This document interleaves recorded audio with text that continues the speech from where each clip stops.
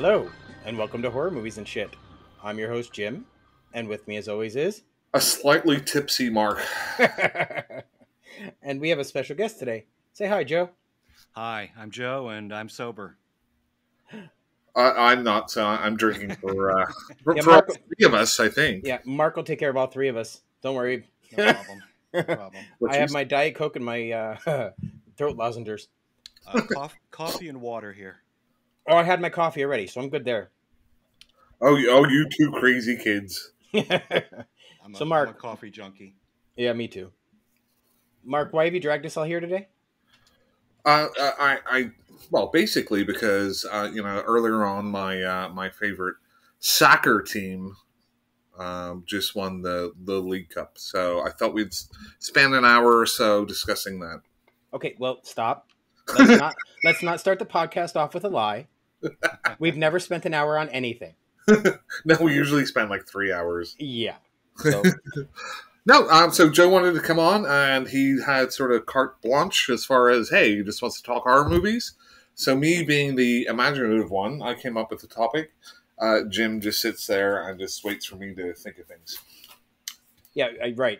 Yeah, I don't do anything.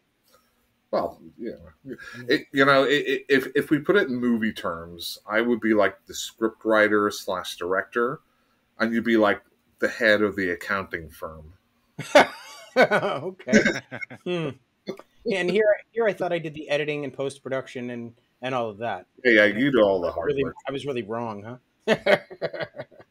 You do all the manual labor. I do all the thinking. You do all the creative stuff. Right. I get it. So what is our topic, Jim? So Mark has decided in his infinite wisdom, Ugh. and Joe, I hope this wasn't as difficult for you as it was for Mark, because I think he punished himself more with this topic than he did the two of us. Mark has decided we're going to go from the 1920s and pick our movie from every decade all the way up to 2020. Right. Yeah. I didn't have too much of a problem. I had a little bit of a problem the early on years because Right. I don't really go back that far. So I think 50s and up is my deal. So I don't know. We'll see what happens on the early ones. No judgment, Joe. No judgment. Yeah, and so, I haven't watched a ton of older movies, and as I was going through this, looking at the ratio of number of like horror movies compared to the decade, right? So the earlier ones, obviously, there's less horror movies because there was less movies in general. Yeah.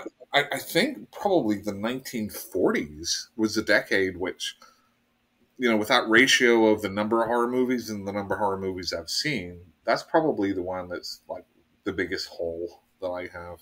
You think so? Yeah, probably. I think so too, because it seems like after the 30s that the horror that Universal did was kind of a flash in the pan. Yeah. And then people kind of tuned out until the atomic age came in. Yeah, that's not Right, true. you got a lot of the sci-fi goodness in the 50s, right? Yes. But the 40s, obviously, World War II, Mhm. that kind of got in the way too. But you get a but lot Jim- of really good stuff towards the end of the 50s comes in. Oh, yeah, that you can really see that there's like generational turns. Yeah. In horror Mhm. movies, especially end of 50s, 60s, 70s, into the 80s. Jim, I have a question for you though before we begin. Oh Lord. Okay. So, how many of your favorites from these decades are based solely on nostalgia? I.e., Zero. you walk. No, shut your mouth. I.e., based on movies that you watched when you were maybe 7 to 14. Only the movies from the 80s and 90s.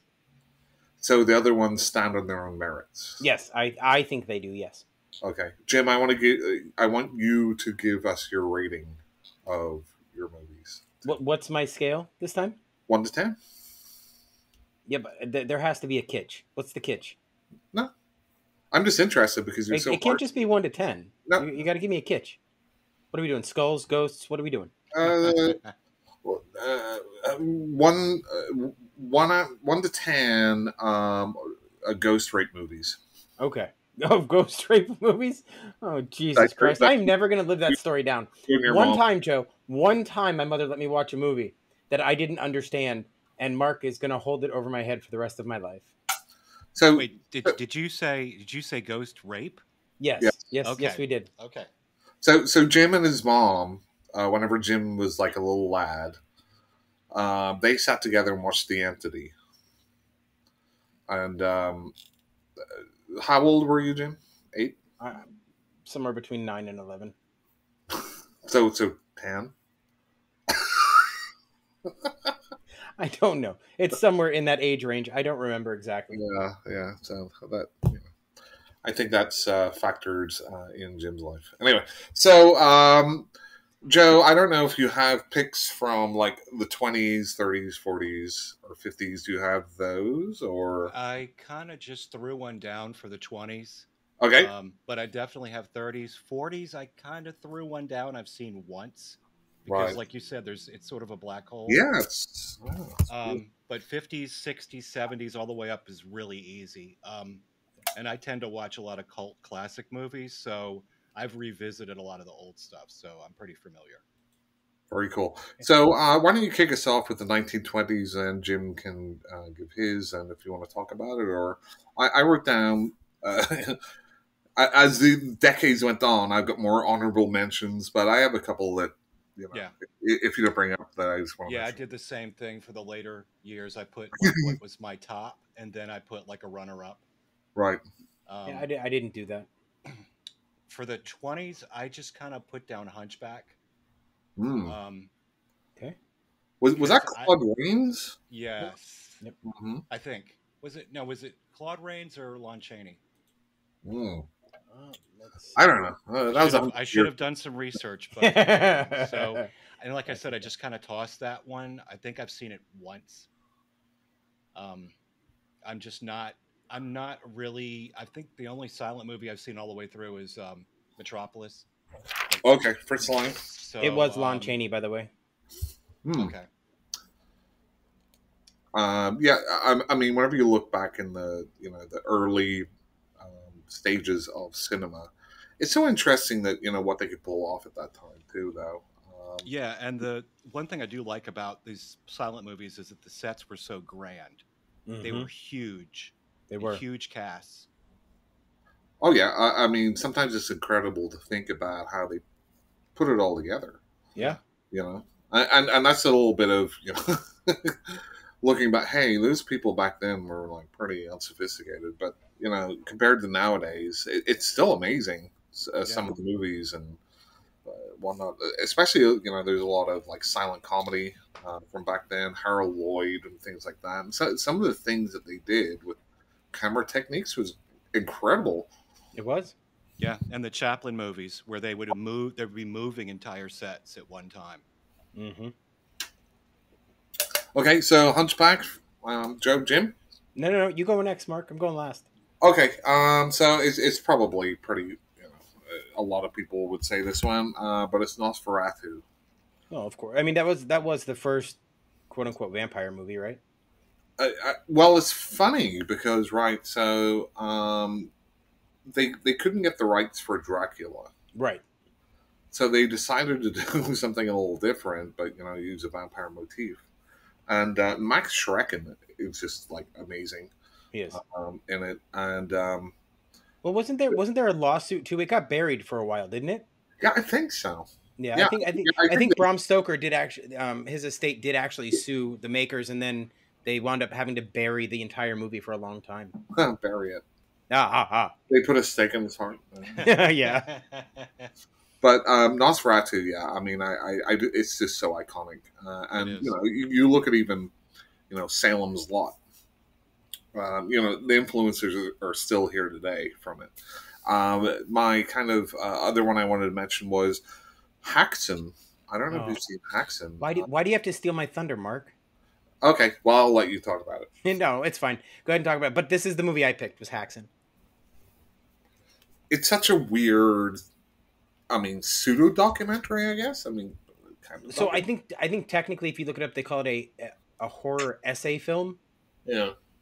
So it's basically part documentary style and part dramatization. Right.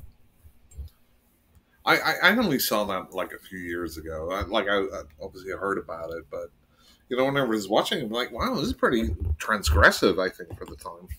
It is. So it stemmed from the director, Benjamin Christensen. He studied the Malleus Maleficarium, which is what the witch hunters used back in Salem to The witch's burn. hammer, Jim. Yeah. Right. So part of the movie was based on his study of that book, and then the other part sort of gives the explanation of how it may have all been a misunderstanding of mental illness and mass hysteria. So it's a very interesting and thought provoking thing to me. Anyway, it always was, and I've only seen the movie twice, but I absolutely adored it, and I remember it. I still to this day can it. I don't know. I still remember the way that the visual style was amazing in my opinion. Yeah, and we'll probably blow through like the early decades pretty quick. I'm Yeah. thinking here. Sounds So interesting, now we get into more of the talkies, right? So we Right. get into the 1930s. So Joe, what's your pick? I think my favorite out of this period would have to be Frankenstein with Karloff, Mm. That's fair. because I just think I don't know, a grand movie, and it covers an entire range of showing the monster being kind and being enraged, and the sets are good. The performances are over the top for some of the characters. And they kind of swapped around how whenever Frankenstein's monster meets the little girl, Yeah. his motivations for like throwing her into the river. Yeah. So they made it more. I can't remember which way it went. They made it more like it was an evil act, but really, in the original shoot, it was more like he was just kind of copying her. He's more like a child, Mhm. Right. understand his own strength and how things work. So James Well, obviously, amazing director too, and one of my honorable mentions is Bride of Frankenstein, which is, I think, probably a better movie, but they're both like two classics. Oh yeah, Agreed. yeah. It's hard to pick because you have so many classic Universal monster movies during this time. Right. Yeah, exactly. Mark? Okay, mine is a movie which ended a very famous director's career. Why do I feel like I should know this one? Do either one of you know? I feel like we've discussed it before, but I can't think of it off the top of my head. This is Todd Browning's movie Freaks. Oh, yes. Yes, we've talked about that before. Yeah, which talk about transgressive and misunderstood at the time, and certainly at that time, traveling freak shows were a thing, right? Right. But this movie, where I think a lot of critics thought he was taking liberties with these unfortunate people, but actually he used to be in a circus, and watching the movie, you can see actually the freaks, quote unquote, they're the heroes of the piece, right? Right. They're the moral. I mean, the antagonist is the regular woman and the strong man, right? Right. Who have the morals, and they're just going after. Well, she's marrying the quote unquote midget just for his money. But I mean, I just think it's amazing. I think it's iconic. Gooble gobble, one of us. I mean, that scene alone, you can see they're a family together, and they're welcoming this normal person, this woman, into their family, and she's like totally disgusted by it, right? And I don't really see how it was seen back then as exploitation. I've seen worse exploitation in the last 20, 30, 40 years. But wasn't that a pre-code movie? Oh yeah, before 34, right? Yeah. I believe so. A lot of those movies, a lot of those pre-code movies, they were able to take a lot of liberties because they didn't have the Hays Code to worry about. Mm-hmm. Yeah, the moral guardians. Yes. So I definitely see a shift, from those early 30s movies to the later ones in tone and the kind of subject matter that they would tackle. My other one that I wanted to mention, because I already talked about Bride of Frankenstein, is Claude Rains and The Invisible Man. You're doing it to me again, Mark.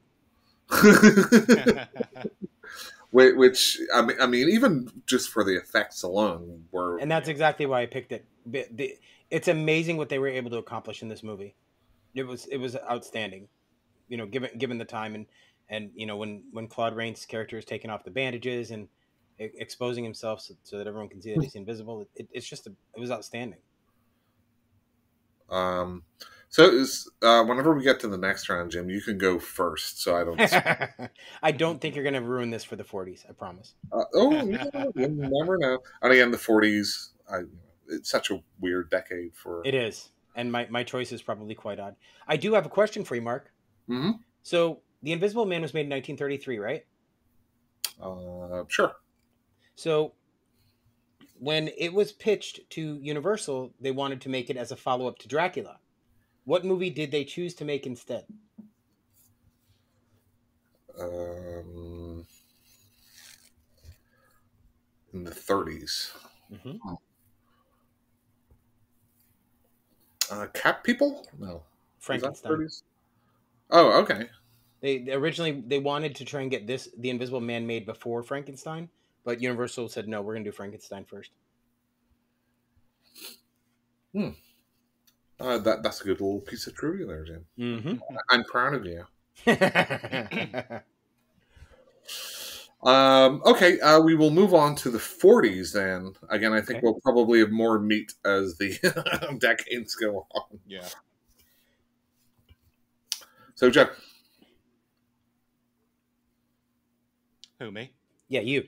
Oh, okay. Yeah, you. Like I said, this is probably another one of those just kind of toss one in the ring, but I went with Cat People. Oh, so did I. Okay. And there's not a lot of pick from the 40s because there's the 40s, not. You've got all the Bali movies, you know, like the sing and dance kind of stuff going on, and you know. And I'll be honest, I saw the remake with Natasha Kinski before I saw this one. Me too. I saw the 80s one first. Yep. Malcolm McDowell's in that as well, right? Yes. Mm-hmm. I know I've seen the remake, but I don't remember anything about it. Other than, oh God, I'm not even going to talk about it. Never mind. No, go ahead, Jim. Yeah, we're listening. It's the first time I saw a naked woman on screen. How old were you? I don't remember. So maybe 4 or 5. Yeah, probably no. But yeah, I remember it's the first time I ever saw a naked woman on the screen was when Natasha Kinski transforms in that movie. And then the next year, you watch Barbara Hershey getting raped by a ghost. I don't know. I think my first horror movie that I saw a naked woman was Howling. Why don't I remember a naked woman in that movie? It was the female werewolf. Okay, yeah. I don't know why. And she didn't even want to do. She didn't want to do nudity for the movie. She really protested about it. Yeah. And there's a little bit more nudity in the Howling too. little bit. With what Sybil Downing? Sybil Downing, yeah. And Christopher Lee. Yeah. When he was slumming it. Yes. Mm-hmm. Actors got act. You know, that's right. Money. Okay. So, do you want to say anything else about Cat People? I don't think I've seen the original, but I know like there's a very famous scene where there's like a bus, which is referenced in like a lot of movies, where it's like the bus like drives past real quick and it's like a jump scare. It's like one of the jump scares. Yeah. But yeah, I don't think I think the big thing about Cat People though is I don't recall a movie that addressed female sexuality that intensely. Yeah. Prior to that movie. Right. Like in 1942, seeing a woman take control of her own emotions and all of that, I don't think that was done that often. No. It was done in pre-code, but you didn't see it for a while after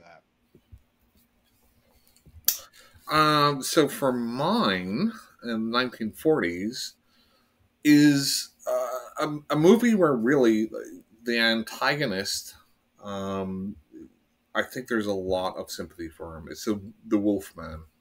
You're right. In that movie, there is a lot of sympathy for him.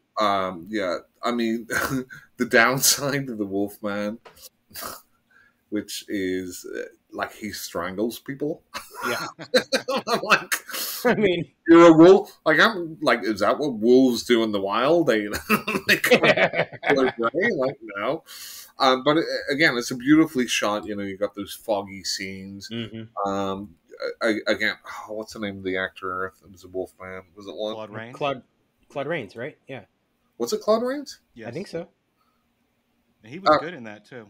Yeah, Yeah, Claude Rains. Yeah, And was a he's good got one. such an expressive Oh. face. And again, like the special No, it effects. was Claude Rains was in the movie, but it was Lon Chaney as the wolf. Lon Chaney, that's Oh, what I okay. thought. But you know, looking at how the effects were done, right? You know, that's hmm kind of not stop motion, but you know, The that, amazing transformation scene. right, which were great for that time. Yeah.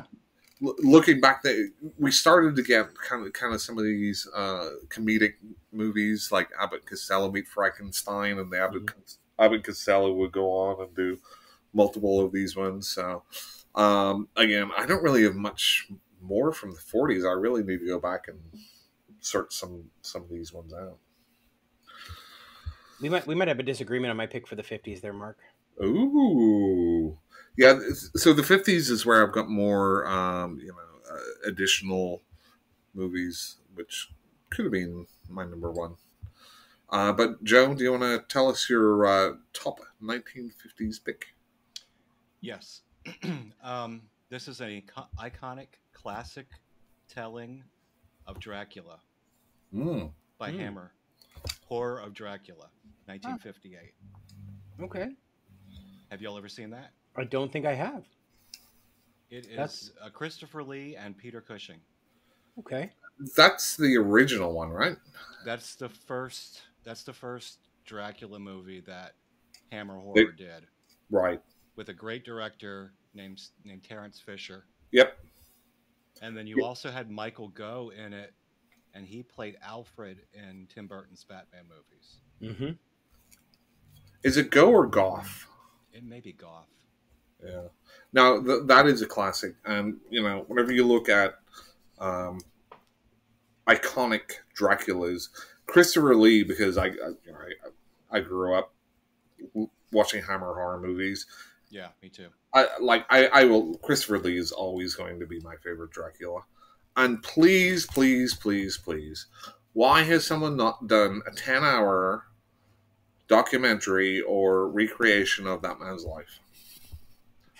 Like, I don't know if you know anything about Christopher Lee, but like, he was a Nazi hunter. He's like, his like aunt was like royalty and stuff. Like, he did so much before coming into acting, and then obviously his acting career was decades and decades and decades long. And then, you know, he ended up being a metal singer in his 90s, right? So he had a band. But that man led such an incredible life. Yeah, and he was a very imposing Dracula. Yeah. Because he was 6'4", 6'5", Yeah. something like that. I mean, and not to take anything away from Lugosi, but I mean, I think both Draculas have their place for sure. Mhm. But I just gravitate more to the Hammer stuff. I think Just in general. I think Lee's Dracula is more like feral, where Lugosi's is more of the charming count. And what Joe said is probably true. I probably appreciate the Lugosi more because that's what I grew up on. You know, I wasn't really a big Hammer horror fan when I was younger. I appreciate them now as I see them, but I'm probably not as well versed in them as the two of you are. Right. And you know, I'm from the UK, so Hammer's UK, so I saw a lot of them on TV and stuff over there growing up too. And a long history with hundreds and hundreds of movies from all genres. Right. And this is going to be a slight spoiler, but for my 1960s pick, it's going to be the first Hammer horror movie made, I believe. We'll see if anybody can guess it. Anyway, yeah. So, do you want to say anything else about it, Joe? No. Just that I mean, if anybody hasn't seen it, I definitely would look it up. Yeah, I'm gonna have to. I mean, it's going to be a little dry, but I think it's got a lot of flavor, um, and an atmosphere to it. Well, they really nailed the gothicness. Yes, Hammer was Right. always really good at that until I think the 70s they started trying to modernize it here and there, and I don't think it was as good. Was it Dracula 1972 AD? Yes, yes. Where it's the That was the disco Dracula. I think it was that was the first movie with Wow. Carolyn Monroe in it. Mm-hmm. And it's amazing because I'm watching the In Search of Darkness documentary part 3, Mm-hmm. and she's on it, and it's just amazing that she's still here, and Mm-hmm. she still has such a love of all the movies that she did. Is amazing, and she still looks great for her age. Oh yeah, yeah. Mm-hmm. Jim? Oh no, Mark, it's your turn. No. Nope. I told you. So for the 1950s. Wait, we are doing the 50s, right? Yeah, 50s. Yes. Yeah.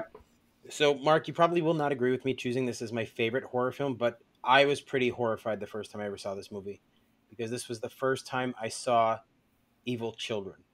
Mm. What age were you? I should say an evil child on screen. What age were you? Oh, I don't know. I was probably in elementary school because I saw this movie in school. Just more nostalgia. Okay, Jim. This is not nostalgia. So I'm talking about The Bad Seed from 1956. Mm. I've not seen that. So or the remake. It really puts to the forefront nature versus nurture, and they bring it up hardcore in the movie. Like the little girl is the seed of a serial killer, and somebody has adopted her, and now bad things are happening to people around their family. So I mean, it's really well done, and I forget who the little girl is in the movie. I should probably look that up, but she was fantastic. It's just it scared me to no end to think that children could do the things she did in this movie. And is that the first like evil child movie that kind of gave the template? In my opinion, yes. Okay. I can't say for certain because I haven't done research, but I think so. Yes. I want to say Children of the Damned is after that. Right, that's the 60s. Yeah. And that's more of a sci-fi anyway. Right. Okay, for mine in 1950s, and this is where I start to have more kind of additional movies to talk about, is Night of the Demon. Okay. Is the movie version of Casting the Runes. Whenever you look at Sam Raimi's Drag Me to Hell, it's basically a remake of sorts of Night of the Demon. Right. Where somebody is cursed and they try and pass on the curse, but there's a demon coming after them. This movie is a certified classic. I mean, the special effects for the 50s are amazing as the demon comes out of the fog at night. Right. I love Night of the Demon, and I think it's a timeless story, which is why it's kind of been remade a couple of times. Not in name, but really in the plot, right? But the 1950s, we have Gojira. Gojira, yes. A seminal movie, which is probably the first. Now I don't know this, but I'm just saying the first Japanese movie where they inserted an American actor, Raymond Burr, to make it more accessible for American audiences. And obviously, Godzilla's got a huge legacy of a million movies. We also have like Invasion of the Body Snatchers. Again, another movie which has been remade countless times. Yeah. I mean, sci-fi / horror. I mean, I think it's body horror. Yeah, it's an amazing movie. It is, and most of the iterations I actually really enjoy. Yeah, me too. Yeah, especially the 70s one.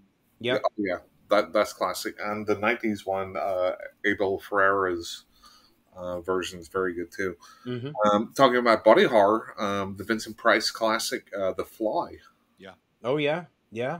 And which has got one of the most horrific endings to a movie. It does. That was awful. Right. Well, where it's just like kill me with the human head on the fly. The spider is going to eat it. It's like, Yep. Yeah. that's dark. It That's is. You're dark. right. Then you got like fun stuff to watch now, which wasn't very good when it came out. You're looking at Plan 9 from Outer Space. I tried it. I don't think it was fun at all. I thought it was Yeah. Oh boring. no, it's a lot. I mean, if you look at like, and I love. In fact, I think what's his face's best movie is Ed Wood. Um, just like the enthusiasm behind it, the cheapness, and it's like he really wanted to make something special, and it is special, but nonetheless. And the only other one that I want to bring up is you're getting William Castle movies at this point. So you have The Tingler, again another Vincent Price movie where I wish they would do it nowadays. So they rigged like the seats in the movie theater. Oh, right, yes, with like a buzzer, so it's like an electric shock. And you don't see that nowadays. Right. but the Tingler by itself, even if obviously you don't have that experience, is still a fun movie. Right. So I think this is where we're getting, looking at how the decades are progressing. The 1950s, I think, are really where we see a mass appeal, right? And we see a lot. You get rid of just. It used to be just Frankenstein or just this, Right. or a lot of the Universal stuff. Now we're starting to see a lot more showmanship, a lot more variance in what we're seeing and how it's being produced. So this is where, like, from this point, the 1960s, this is where it gets difficult for me. Yeah, there's probably a lot of push to get people to the theater because in the 50s they're competing with television now. Right. So Mark, have you seen the remake? Sorry. The remake. Go ahead. So I was just saying that's why you probably had a lot of the gimmicky stuff. Yeah. Okay. And we're getting 3D and stuff at that point too, right? It's so funny because it's like, the radio, right? Then it goes into TV and movies, and it's like, one of these things has to go away, but no, they all exist. They're just different media. At the time, they thought one would replace the other, when really they didn't for a long time. So, Mark, have you seen the remake of The Tingler? There's a remake of The Tingler? If this fandom site is to be believed, there was a 2017 Canadian-American remake by Rob Eggers. Was it released? I don't know. It's actually got some good names in it. Mary Elizabeth Winstead, Steve Zahn, Alex Borstein. No, I've never even heard of it. Yeah, me either. Because I was just thinking about that. That's one of the movies that I would think would be ripe to be remade, right? And I couldn't recall any of them being remade. I mean, it's a goofy concept. It is. But I guess you could have fun with it. But I think it would be more interesting to do a movie about the movie and about like the crowds and how people reacted to it. I don't know. Right. Well, you know what I was thinking is I was thinking of The Mangler with Robert Englund for some reason. And I thought it had been remade already, so I was just verifying what I thought, but then I realized no, I'm talking about a totally different movie. So 1960s, let's go. Joe? Oh, you want me to go? Yes. Yep. You're the guest. I'm gonna do another Hammer movie because that's just where I gravitate. It's so hard because the 60s is when you really get a lot of the exploitation stuff coming out and the real interesting, we're going into the 70s almost, but I'm going to go with Brides of Dracula. Okay. That's a solid choice. And it's really funny because there's no Dracula in it. Right. There is a Peter Cushing as Van Helsing. Right. The main villain is Baron Meinster. Mm. And it's just a really well done movie. There's a character in it named Greta, Mm-hmm. who's maniacal, and she steals the show. She's played by Frida Jackson, Okay. and just I don't think there's a dull moment in this movie. It's so strange. I'm gonna have to look that one up too. It's a I lot of fun. I'm It's pretty not as stiff as the horror of Dracula. It's a little bit looser. Right. yeah. The '60s Hammer horror started to experiment a little bit more. I think I've seen this, but I don't remember it. I may or may not have. Yeah, The I don't recall rides. having seen it. Yeah. And that's when you were starting to get all your Hammer Scream Queens in there. You know, they didn't really call them that back then, of course, but you started getting your regulars coming in to play. Ingrid and people like that. Yeah, she was a little later, like 70s. Right. Well, late '60s, I think. Yeah. I think she was in the '60s here. Jim? So my pick for this one is The Haunting. Ooh. Mm. And the reason, so even before I knew the movie's name, there's a scene in the movie where they're all sitting around. So you all know the premise. Dr. Mark Ways assembled a group of people that have all had these paranormal experiences to try and wake up this house, right?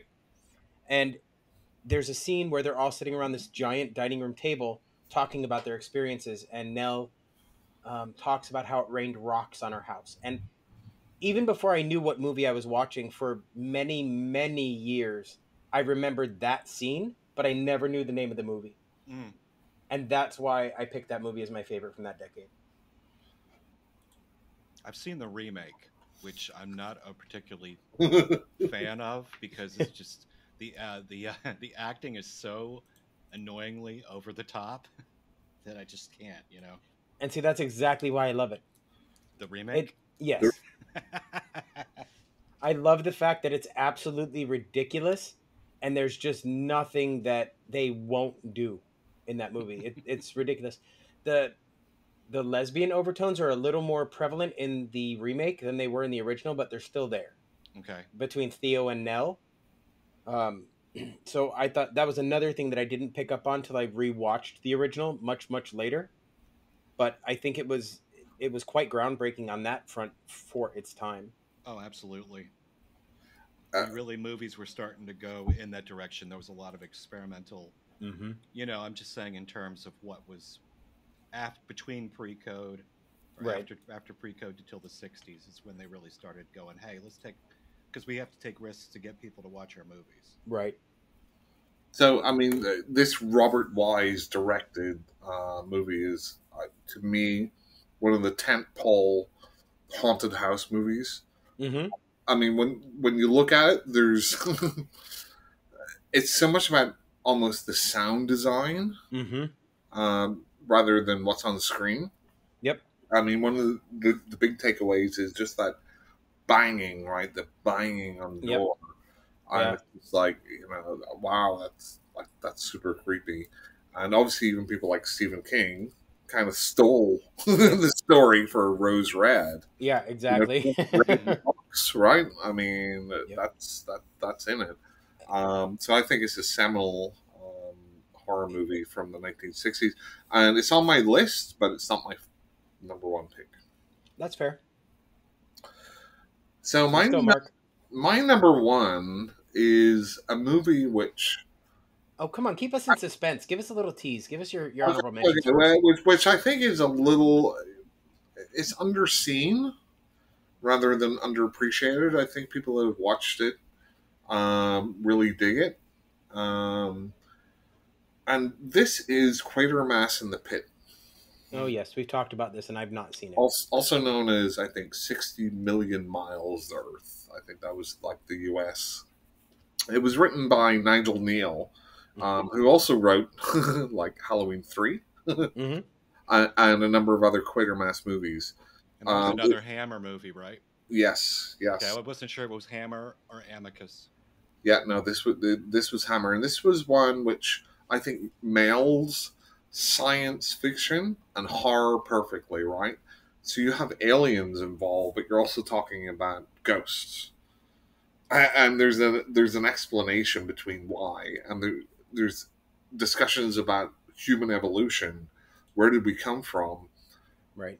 And it's also as you watch the movie, it's like a detective movie, right? Because basically what they're doing is that they're trying to build a new tunnel for like the London Underground, the subway, and they come across this thing which they think is a World War II bomb that didn't explode, but they find out it's an alien spacecraft. But there's also, it's all tied into the mythology of Satan, ghosts, the supernatural, and I just absolutely love it. I absolutely love it. And when we're talking about the 1960s, I mean, there's so many to talk about. Psycho, obviously. Right. Yeah. Black Sunday, Mario Bava. Mhm. Black Sabbath, Mario Bava too. Peeping Tom, another movie which absolutely destroyed the director's career, but was such an influence on especially late 1970s, 80s slasher movies. We have, as you mentioned, The Haunting. One of my favorite comedy horrors, which is a comedy of terrors with Vincent Price and Mm. Peter Lorre. Yep. Just it's just hilarious. Rosemary's Baby. This is where, and whenever you look at the decade, right, you get towards the end of the decade, you can see how the 70s are going to be, right? Yep. So if you look at transgressive stuff like Rosemary's Baby, which I I think is, I don't think it's a perfect movie in any way, but it's such an effective movie, and you get kind of Polanski's direction and the acting of Mia Farrow, who is just like, she's great in it. I have to Yeah. completely disagree. Okay. I thought it was boring and slow, and I did not enjoy that film at all. I have tried so many times to appreciate it, and it's just a giant snooze fest for me. Well, not every movie's for everyone, but this one is more because it's more of a intellectual one. Jim, you would Oh, is that why I didn't enjoy it? Are you calling me stupid, Mark? Is it is it is no, it a is it a no, is it a pacing issue for you? Yeah, but it but is. Honestly, it is. Yeah, It's so. that gets me too. If the but, movie's got but really bad pacing, I kind of start tuning out. Yeah. but this is about a descent into madness, right? So it can't just be click, click, click. Oh, now you're crazy. This is about her slowly losing her mind. So that's how it has to be paced, right? No. You can't just jump from, oh, I'm normal, and then, oh no, I'm crazy. No, you have to see the people around her manipulating her and making her think. No, no. Like I said, I appreciate the movie for being groundbreaking, but I don't I'm not enjoy saying it. you have to like it, but I'm just saying the No, no. pacing is fine for what it is. For you. Well, I mean, objectively. No, not objectively, because clearly it didn't work for me. What else did I write? Oh, okay. The Haunted Palace too. So again, you're starting to get the Corman movies. Yep. Haunted Palace, famously based on H.P. Lovecraft story, but they were in their Edgar Allan Poe thing, so they Yeah. got an Edgar Allan Poe name on it. But yeah, and I cannot leave out probably the most important movie of the 1960s, which is Night of the Living Dead. Okay, that's fair. I mean, that is the zombie movie. Well, again, you look at that movie, and towards the end of the 60s, and I think there's a sea change after that Right. movie, right? Yeah. In cinema. Yeah, Yeah. I agree. I think it was a very influential film, and unlike Rosemary's Baby, I agree with you 100% on that movie. Yeah. So that is my take of the 1960s. So on to the 70s. Joe. This was really difficult because there's It so was. many, and it's like this decade's got the same thing as what you were talking about in the 60s, where towards the end of the 70s, you could really see it ushering in the 80s. Mhm. And it's really difficult, especially towards the end of the 70s. But I'm going to go with Don Coscarelli's Phantasm. That's a fair point. That is a phenomenal movie. The score is phenomenal. Mm-hmm. the effects for what he had to work with is Mhm. amazing. And the first time this is one of these movies that I saw as a kid. Yep. So this is definitely one of those, nostalgia movies. But that movie, I had no idea what was going on when I was a kid watching this movie. Agreed. And it was just so strange. Yep. And so out the box. I just loved it. And yeah, so that's definitely my pick. And I'm a big Beastmaster fan, so I got to go with Don Coscarelli there too, So, Yeah. but that's the fair on other both ones those that points. I debated, there's two that I debated. We already mentioned one was Invasion of the Body Snatchers. Mhm. Also saw that as a kid and scared the hell out of me. And Alien, you got to at least mention Alien. Oh yeah, of course, 100%. That movie is it's a great movie.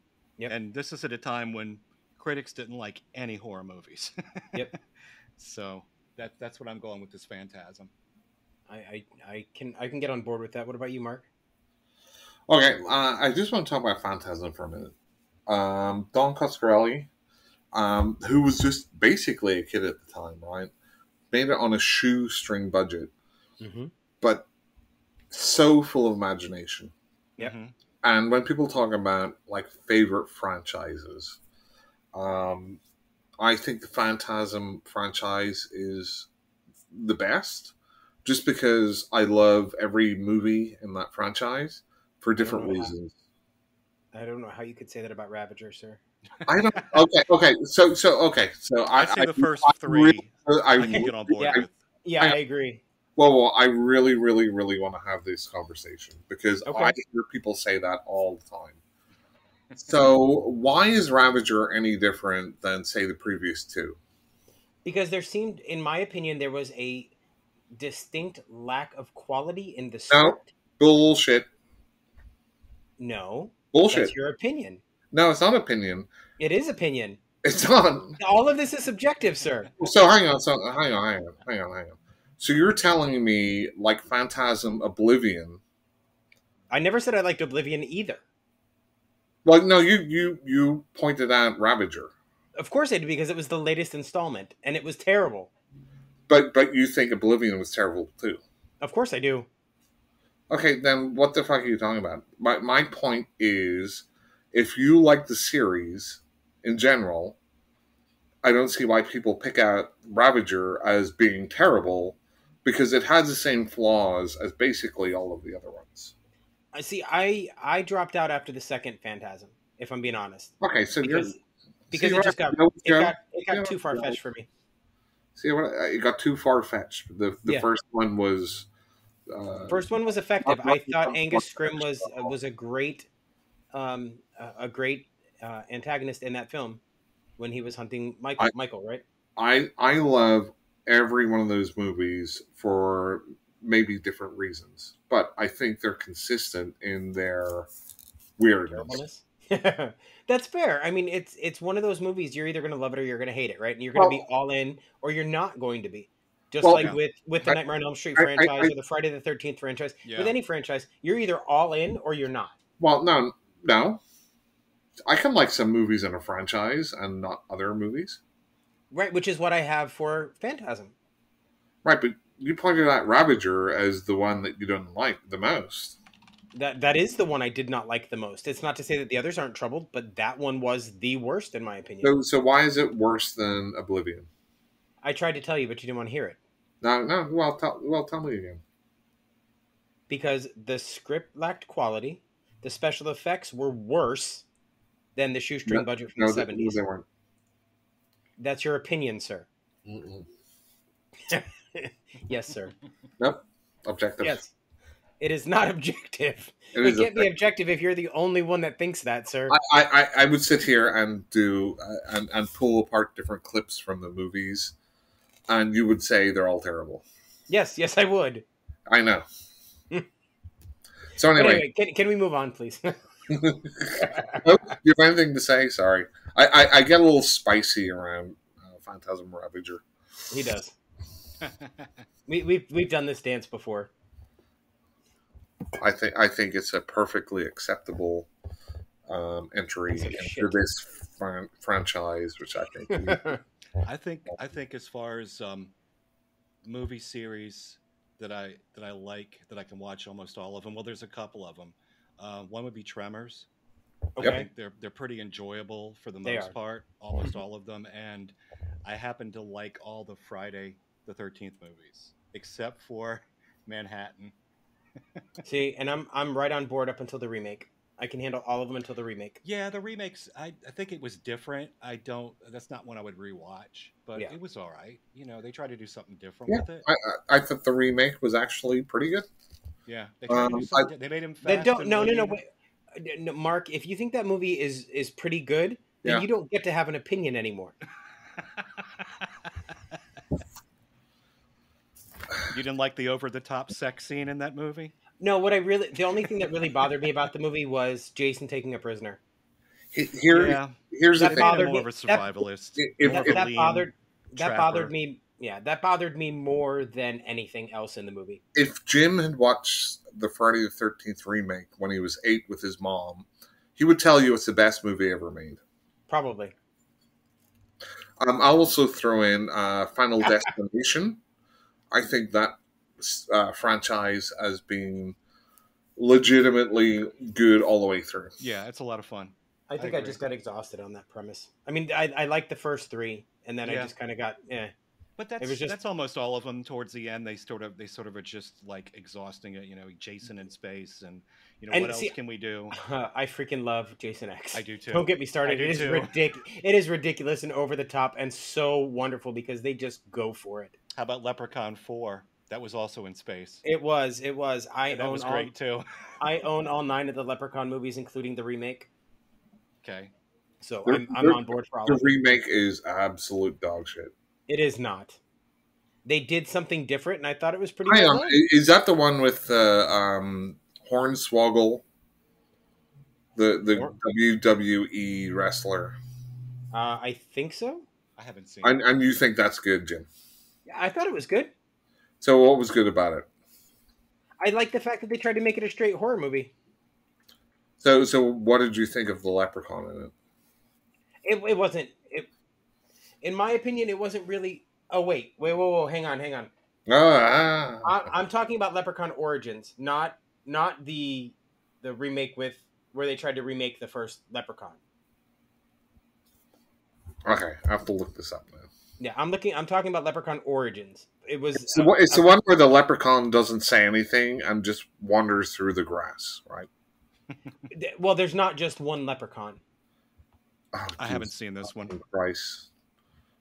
because there's one scene where you see like these 7 different trails chasing the girl through that field before she gets to the stone. Leprechaun WWE. That's probably the remake, which I haven't seen. The one where they replaced Warwick Davis. I have not seen any where they replaced him. Well, that's the remake. I'm okay. So what would you consider Leprechaun Origins? Yeah, that's the one with Hornswoggle. What a name! Yeah, that was absolute dog shit. It was not. So It defend was it. not. Defend it. I already did. What's so good about it? I just told you. What? The fact that they tried to make a straight horror film and they did an admirable job. Was it perfect? No. No. So what was so good about it? Anybody? I like the atmosphere. I like the fact that the leprechaun was more of a predator than he was a joke, which is what he became at the end of the original series. No, he was a joke in the first movie. He was. You're right, but Right. it was right. done- So but it wa- personality. What do you have in this one? I'm sorry. Say that again. So the whole thing about the Leprechaun series is Warwick Davis, Right. who was fantastic, by the way, even if some Yes. of the movies were trash. Agreed. Always fantastic. But he Yes. had personality. Yes. Right? So what was the Leprechaun in Leprechaun Origin? He was a straight predator. That's all he was. There was no. Predator. Yeah. Well, like the Predator? No. He did not have thermonuclear warheads on his arm. No, what did he do? He hunted. He was a wild animal that hunted. He That's moved what he did. grass around. Yeah, like, which is no worse than the neomorphs in Covenant. So you think that Leprechaun Origins is as bad as Covenant, right? No, under no circumstances, sir. I had more fun watching Origins than I did watching Covenant. Anyway, let's move on. Yeah, I'm not a You're fan wrong. of the. I'm not a fan of the. I don't know what you would call them, Prometheus line. I stop at Resurrection. Yeah, the rest have I to do not agree. claim. I have to agree. I didn't mind the first AVP too much, I never liked any of them.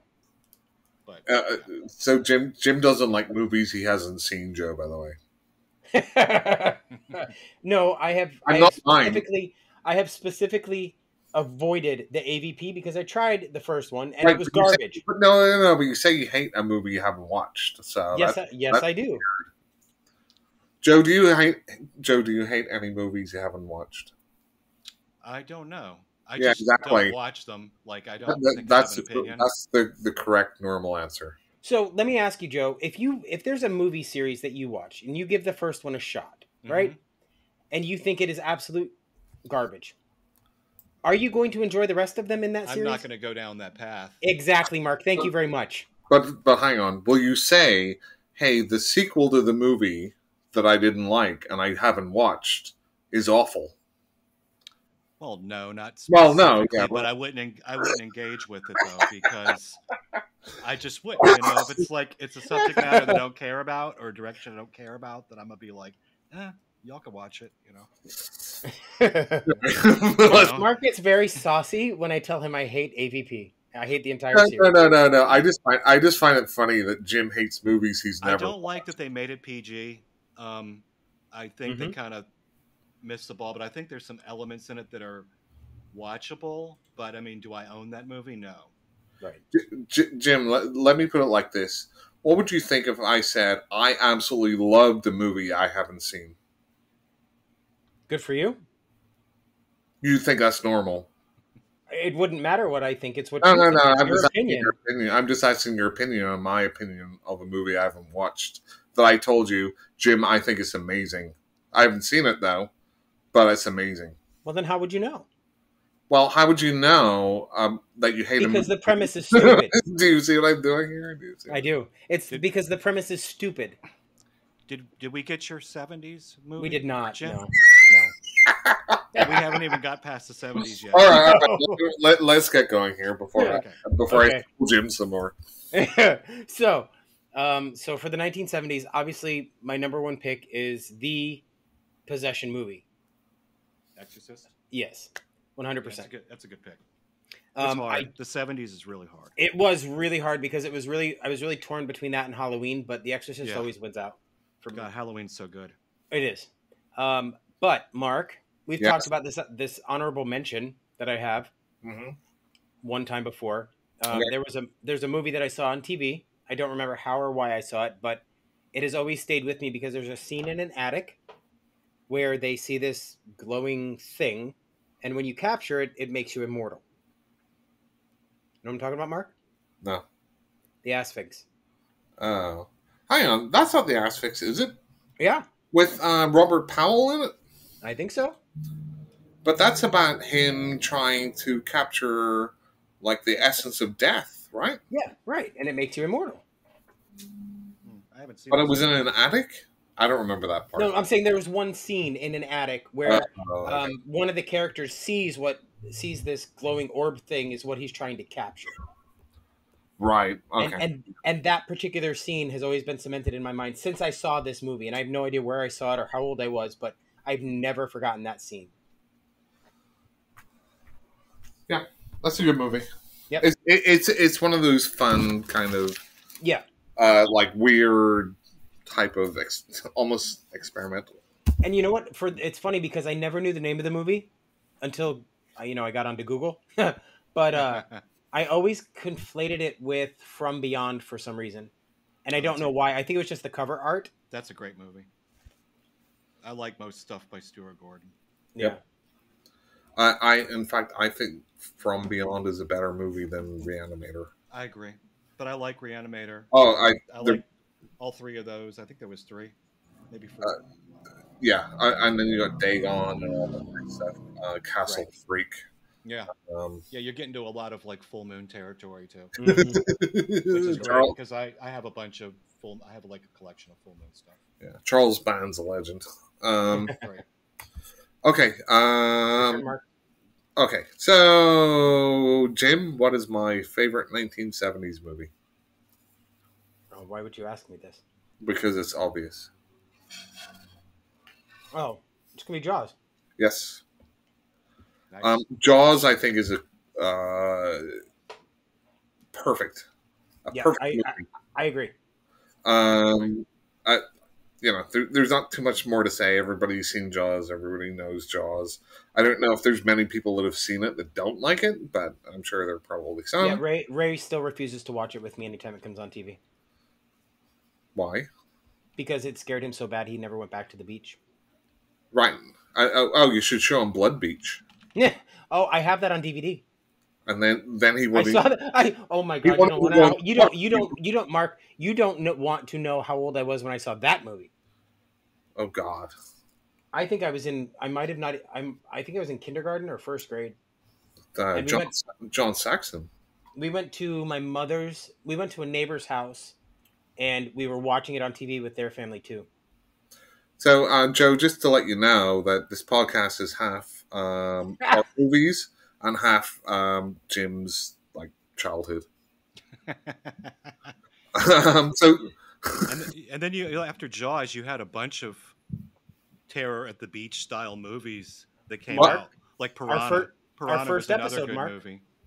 right, The Last Shark. That's So, right. my two favorite kind of Jaws knockoffs are both written by John Sayles, which is Piranha Yeah, and Alligator. yeah, Piranha's great. Uh, Yeah, and Alligator's got that same kind of black humor through it. Mhm. Yeah. Yeah, it's good stuff. Also talking about the 70s. I mean, again, like I didn't do any honorable mentions for the 80s because we'd be here all night. But the Right. 70s, I mean, there's so many. Like it was very close for me between Jaws actually and Texas Chainsaw Massacre. Wait, Jaws actually is that a romantic comedy? That's what your mom says. Yeah. Yeah, but you can't not acknowledge Chainsaw. Yeah, That's I true. mean, That's true. to me, Texas Chainsaw Massacre is kind of like Night of the Living Dead, but Yeah. for the 70s. Yeah, You know what's funny is I never knew that John Larroquette was the narrator of that film. I didn't either. Yeah, I don't know who that is. Anyway, He was on Night Court. Yeah, I don't know. I'm not from here, dude. You can't tell me you've never seen Night Court. You've seen I've Cheers. never seen Night Court. I don't even know what the hell it is. You suck. Well, I'm from a different. If I want to talk about Jim, what do you think about Trapdoor? What? What? You suck. Why have you not seen that? See how easy that is. I do. So again, I wrote down obviously Exorcist, Halloween. Mhm. Even if you look at things like, I don't like musicals, but one of the few I do is The Wicker Man, which is an amazing movie. Now also you're looking at like in the 70s, we're starting to get more foreign horror movies. Got Suspiria, Oh yeah. Fulci Zombie. But you Metal also Furnace. had like big tentpole American movies like I said, Exorcist, The Omen, Mhm. another one. And you're starting to get into that sort of Taxi Driver, grimy Mhm. New York stuff, right? Well, Yeah. then what? And you right, got a full swing of Italian horror that's comes through the entire decade and then into the 80s. Oh yeah, yeah. In the '80s, well, it's 1980, but Cannibal Holocaust, an absolute classic movie. So Oh, yeah. anyway, we'll move on to the '80s because again, I didn't write down honorable mentions because there's too many. Yeah, I just picked one movie that is one of my favorites. I have 3 honorable mentions. Okay. I only have one just because I started to write it down and I'm like I won't be able to stop. So Joe. Okay, I think that this was really difficult because there's so much that I like in here, from Night of the Comet to Mhm. Vamp. Mhm. Oh, yeah. Grace Jones. I think great atmosphere, acting, isolation, great score, good mystery, amazing special effects that still hold up. The Thing. Mm-hmm. That's my pick too. Yep. I just The Thing is forever rewatchable, Yeah. It's, Agreed. it's timeless. and I think I mean just an amazing movie, just enjoyable all the way through. Even though the pacing is kind of slow, but you're so involved with trying to figure out who did it and where the Yep. clues are. Even when you rewatch it, you're trying to sit there and see, wait a minute, did this guy go over here? You know, you're trying to Mm-hmm. still take it apart. So that's what Right. keeps you engaged. I remember And the score oh, is just beats it into your head. But Morricone.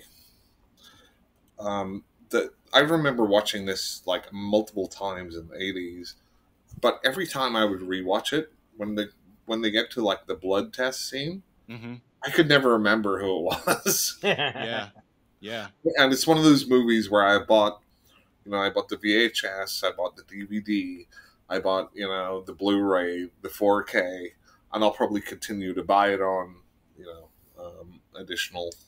When the 8K comes out. Yeah, 8K and 100K and 3000. But what's amazing is that if you watch people's reaction when they first see it, modern audiences see it, it just blows them away. It still holds up. Everything still holds up. Yep. And I think my mentions would be Return of the Living Dead, Mm-hmm. Friday the 13th Part 6, Jason Lives.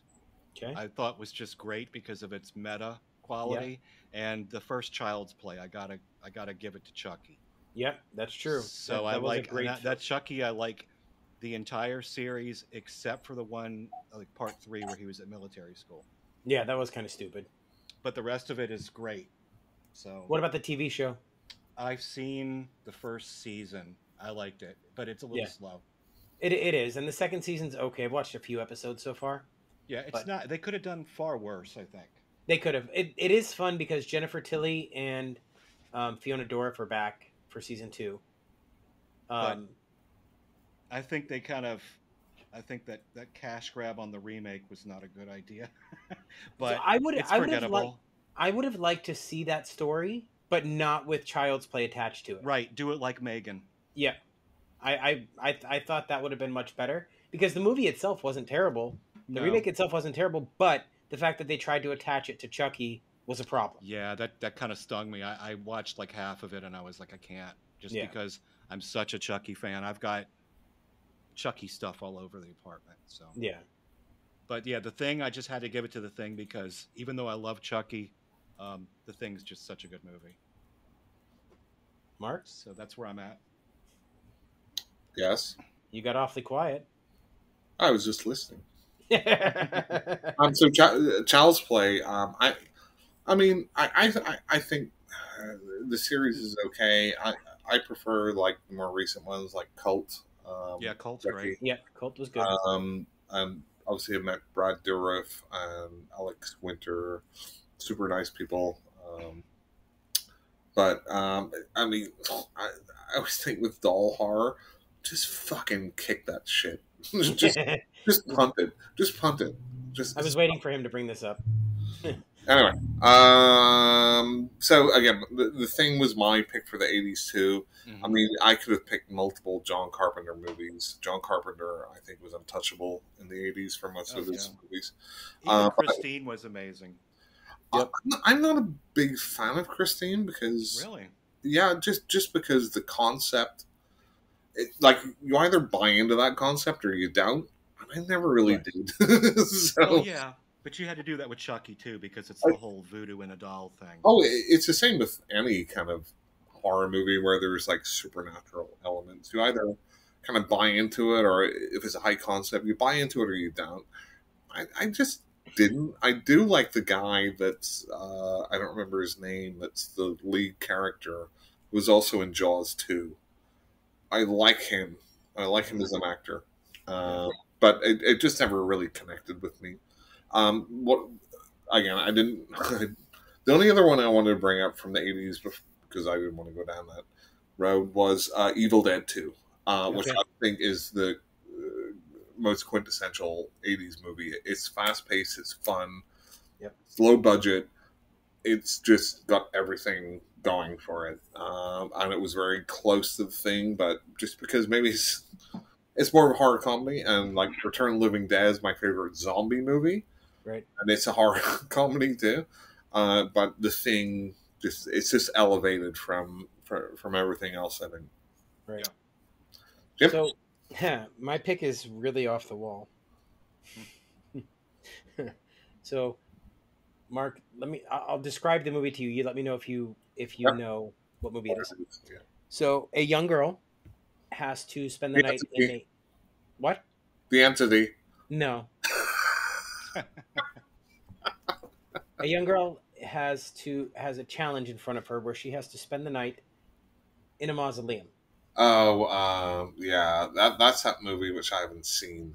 Yes. We It's One talked Dark about Night. this. What is it? One Dark Night with One Jennifer Dark Tilly. Night. Yeah. Or, haven't I'm seen sorry, it. it's Meg Tilly, not Jennifer Tilly. Sorry. Yeah. But I don't understand why I love this movie so much because it's terrible. Nostalgia. It is an awful, awful movie, but I freaking from the first time I saw this movie, I was absolutely in awe. Nostalgia. Meg Tilly was the same one that was in Psycho 2, right? Yep. And she's going to be in this season of Chucky. Oh, nice. Yeah, she's the first time her and her sister have ever been on screen together. Nice. Oh, I'm talking is I think Psycho 2 is a better movie than Psycho. Psycho and 2 why- is really good. Yeah, it's nobody can solid. disagree with that. Yeah. It's a Tom Holland movie, right? So Child's Play, right? I don't know, but Yeah, it's a solid movie. He wrote and directed it. Mm-hmm. I think it's overlooked. It's pretty solid. Yeah. Yep. Agreed. I think it's got a very interesting angle of Norman Bates And as trying to integrate back into society. he's the victim in it, Mm-hmm. Yeah. and it's got kind of the not mob mentality, but people, And I think just Anthony Perkins is underappreciated as an actor. He is. He is phenomenal. Yep. Agreed. So shall we move on to the 90s? Ooh, Oh Joe? boy. Oh boy, this one was kind of hard too because there's a few. I think my runner-ups. So first, my runner-ups are Lord of Illusions Okay. and Bride of Chucky. But Okay. I'm gonna go with Peter Jackson's The Frighteners. love it. And the reason I like The Frighteners is because it's got a great mix. It's got a lot of fun and funny elements. Yep. Michael J. Fox is great as a con man with the ghosts. Yep. Jeffrey Combs is probably his best role. He's just amazing. I do agree. And Jake Busey and Dee Wallace are really great as the bad duo. Yep. 100% And this agree. is coming off of that murder duo thing that started with Natural Born Killers, which is a few years earlier. The Bonnie and Clyde thing. Yes. So, and I just think it's Jake Busey just blows it. He scared the hell out of me. Yeah, he plays a great psychopath. And Just even as bad. even Jeffrey Combs is so unnerving. He's scaring the hell out of you too, and he's on your side technically. He's got like the Nazi guy from Raiders of the Lost Ark vibe. Mm-hmm. Got like he's gonna hang up his jacket. Yeah, he's so damaged from all the stuff, all the crazy stuff that he's been through. That he's My just body is a lunatic. roadmap of pain. Yeah. Just a great movie. Just a lot of fun. Not The- particularly super scary, but I think Jake Busey's definitely scary. Yeah, I this agree. this was one of the stepping stones for Peter Jackson, right? Yeah. Going from his crazy, Dead Lie, Bad Taste stuff into like mainstream horror. The Feebles too, right? Right. I love The Frighteners. The only thing I would say is I feel it's a tad too long. Like if you could skim like 15 minutes off it, I think it would be much. Yeah, I think it does kind of drag on a little bit, but I think it's got some really amazing moments, and the CGI is pretty dated in spots now. Oh, Yeah. and R. Lee Ermey in it, right? The Yes. from Full Metal Jacket. Yes, Yep. and the guy that played Gomez, what's his name? Original John- Gomez. Yeah, John Adams, right? that that actor is crazy because like he's been in so much stuff and I don't even realize. And then you look at it like, oh, yeah, that is him. For me, there's a lot of really interesting. John Aston, that's who it was. John Aston. Yeah, Yeah. because feel like towards the end of the '80s they were playing it safe. They're probably getting nailed by the rating boards, and Oh then yeah. the '90s it kind of blew open again. Oh yeah, because the '90s saw the resurgence of the slasher craze. Yeah, You know, you started coming out with the screams, and they started, you know, remaking the I think, wasn't even there a Black Christmas remake in '99 yeah, was, it was remade, so that it, all of that started coming back, so it wasn't. yeah. And then you had Scream. Yeah, Yeah, the Scream franchise, and Lord of Illusions was, like I said, another one that I really liked. I really liked it because it was so different. It is. It It's it super different. is it is it sort of like In the Mouth of Madness. I also really love that movie, even though Hmm. it's just, it's a mind trip. It is. Yeah, and Lord of Illusions played on the whole cult Yep, aspect too. right. And there's just so many quotables in that movie. There is. You're right. 100%. But my pick is probably going to be one that he hates. And then Bride of Chucky, just because I liked. Not that it's the best movie ever, but it's just got some fun elements to it. So the Chucky series went absolutely ridiculous, and they embraced it, which is why it was successful. Yeah, Because they absolutely wrapped their arms around the ridiculousness and said, "We're just going to go over the top as far yeah. as we can go." You got to admire that. Yeah, I do. Yeah, Jim admires me a lot. That's fine. We're not talking about you. Don't we have Jason X in this time period too? I thought that was early 2000s. Maybe it is 2000. I thought it was 2001, if I'm not mistaken, but I Yeah. could be wrong. No, you're probably right. So my pick for the 1990s, right? Because we're doing 90s, right? Oh boy. Wes Craven's New Nightmare. Because of the meta aspect, this was the first movie where I saw applied really well. Yeah, it's not a bad movie. No, I I don't thought think it it's- was, it I was don't a think nice it'd be way my to. favorite, but it's No. not a bad movie. I thought it was a very honorable way for them to try and reboot that franchise, Yeah, and I really wish it would have stuck. it did a lot Because- better than H2O. Yeah, it did. Mark, Yes, what do you think? of a New Nightmare. Yes, Wes Craven's The New Nightmare. There's things to like and hate about it. What do you hate about it? I'm curious. The screeching kid is super annoying. And yet you don't mind the Babadook? Well, hang on. So whenever you're talking about like annoying kids, right? You have to think: is the kid supposed to be annoying or not? If the kid's supposed to be annoying, it's fine. That's acting, right? The kid in the Babadook is just a fucking supposed to be annoying and driving his mom crazy, right? I have never wanted a child to die more in my Right, life. but that's the same. No. I understand why people say it, and that's fine. And it kind of grates my nerves too. But that's the role that he's in. That's the writer's problem. That's not the actor's problem. I didn't say it was the actor's problem. What I'm saying is, I don't understand how you could appreciate that performance, but not a kid that is becoming engulfed by a Because spirit the of kid dread. in New Nightmare is supposed to be likable. And he is up until he starts Not becoming he's screeching. not until he starts being terrorized by The know, kid in the Babadook is supposed to be annoying. So, i.e., he did a good job. So let me ask you this, Mark. Were you happy when he got hit by a truck in Pet Cemetery? Gage. Yeah, same actor. Jim. I'll be right back. Jim, Okay. are you sitting down? I am. Okay, so I want to talk to you a little bit here. Just you and me. Okay. Just you. Okay. Jim, actors have different roles, and that's Mhm. their job. They're not a character. That's true. That's true. However, Miko Hughes is trying to bring back Dylan in the Nightmare on Elm Street series. But I mean, I don't. I mean, I like A New Nightmare. It when you talk about bad acting, like Wes Craven, oh my god, he's terrible. Well, yeah. I mean, he's but- not an actor. But as a concept, I mean, the meta thing, I think works in this for the most part. Agreed. And I think it's nice to see Robert England as Robert England in it, Right. and he's doing his paintings, and he's kind of like going mad, Yep. there. But I don't think he's completely successful, but I think it's good enough. That's fair. That's fair. I can give you that because I honestly thought you were gonna have more of a guttural reaction to or a visceral reaction to me picking that No, for my '90s movie. no, I mean, no, I can see where you're coming from. So Okay, pause. yep. I don't have paws.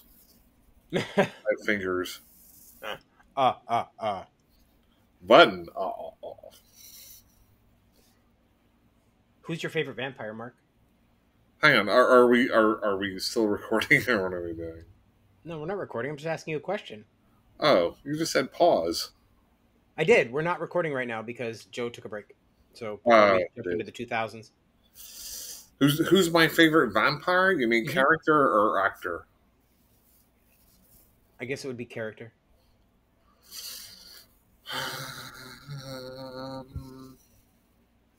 Favorite vampire?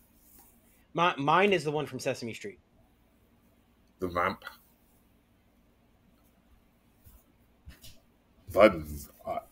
Two. Because Three. it counts. Four. That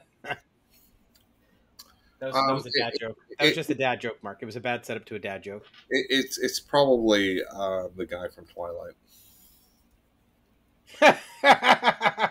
You say that just to antagonize me, you Shovel dick. Face, whatever his name is. Who's not a bad actor, actually. I honestly have not. I'm not gonna lie. I've avoided most of his movies because of the fact that I did not like Twilight. So you haven't seen The Batman? I have not. Mm-mm. It's a good movie. It's not all that, but it's a good movie. It's worth That's what watching. everybody keeps telling me. It's a young Batman who really doesn't succeed in anything. Yeah. So it's pretty funny. He was good in The Lighthouse too, but that's That one. I don't know why I didn't avoid that movie because of him. I just never got around to watching it. it's a very strange arty movie, and Yeah. I don't see many people saying, "Yeah, I liked it." Okay, I think people either really like it or really don't. But saying that, I just liked it. Okay, It sort of gave me the same vibes as a movie. I think it's called Cold Skin. right? Yeah, no, it's not like that. No. No, it's Willem Dafoe's great in it too. I mean, it's a two.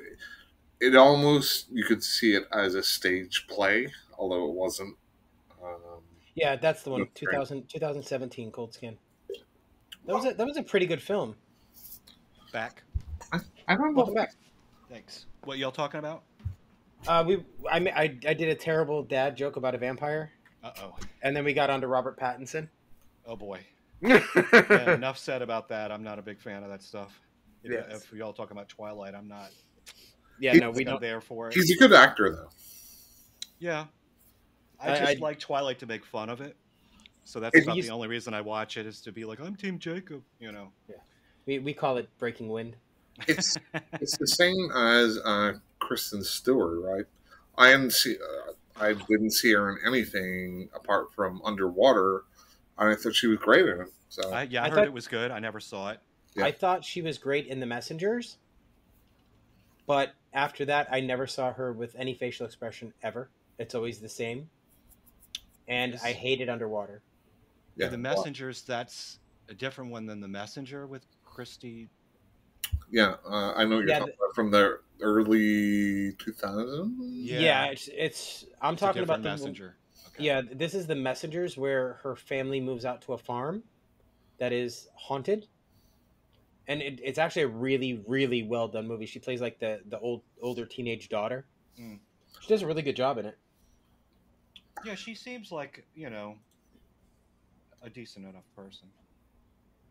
Okay, so shall we go on to the 2000s, gentlemen? I haven't done my 1990s pick yet. Oh, okay, sorry. So 1990s, Mark, go.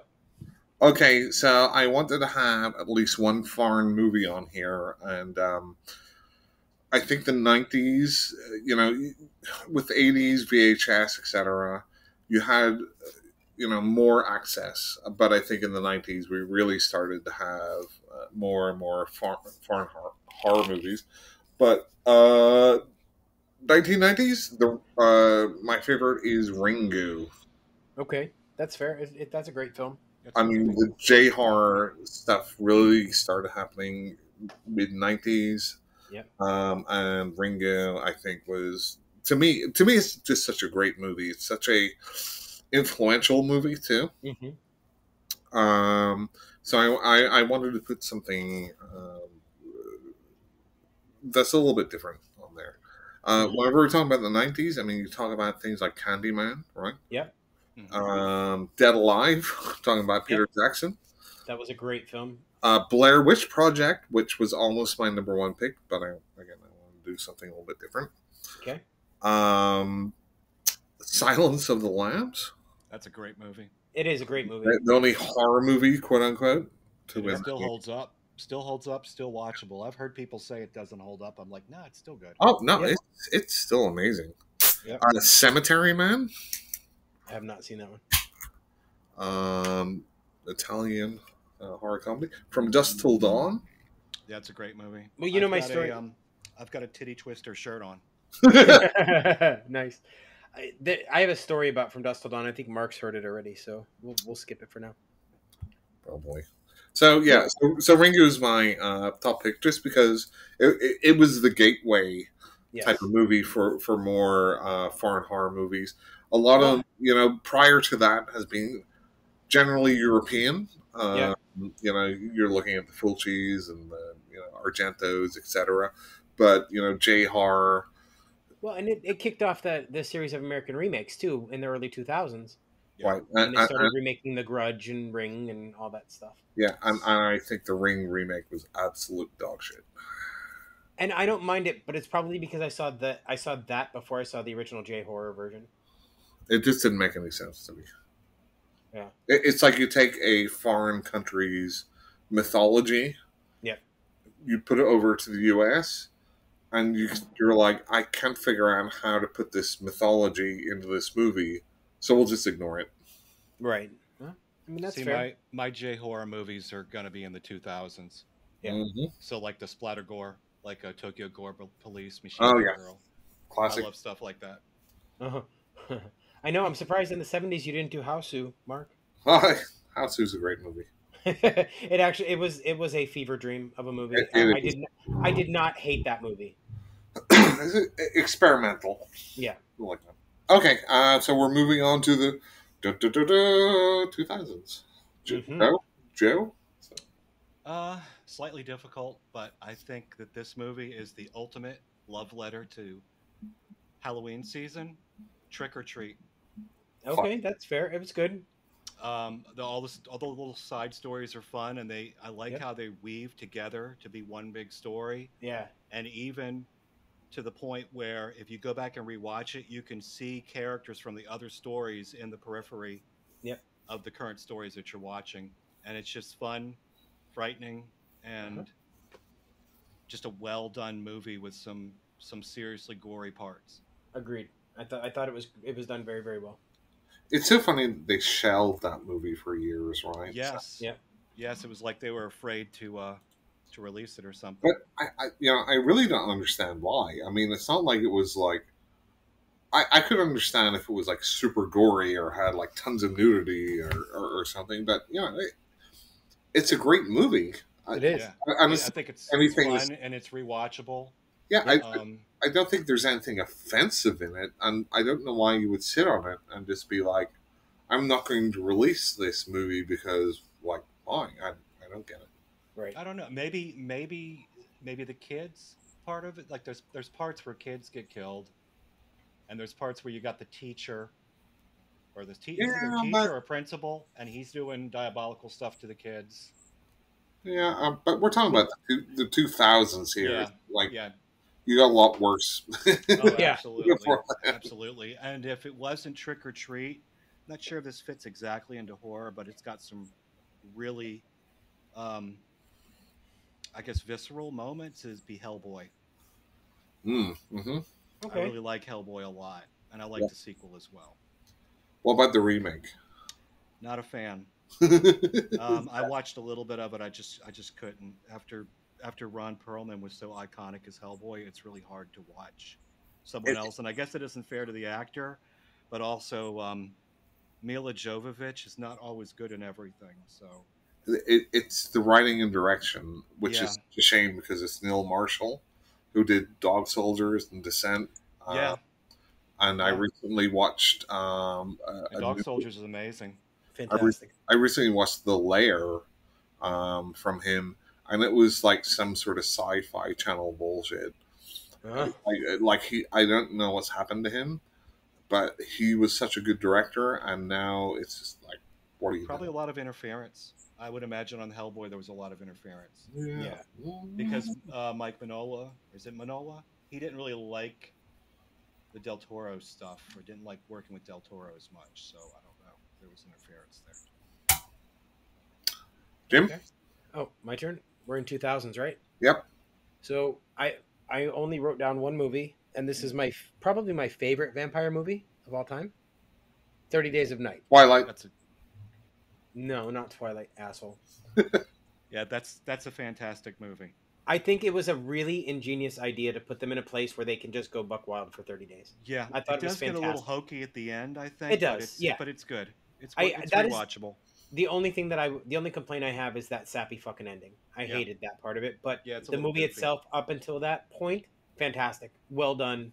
It's just and I love the vampires because they are just feral beasts. And there's a lot There's of different takes on the vampires during this time period. yeah, Wasn't Daywalkers also?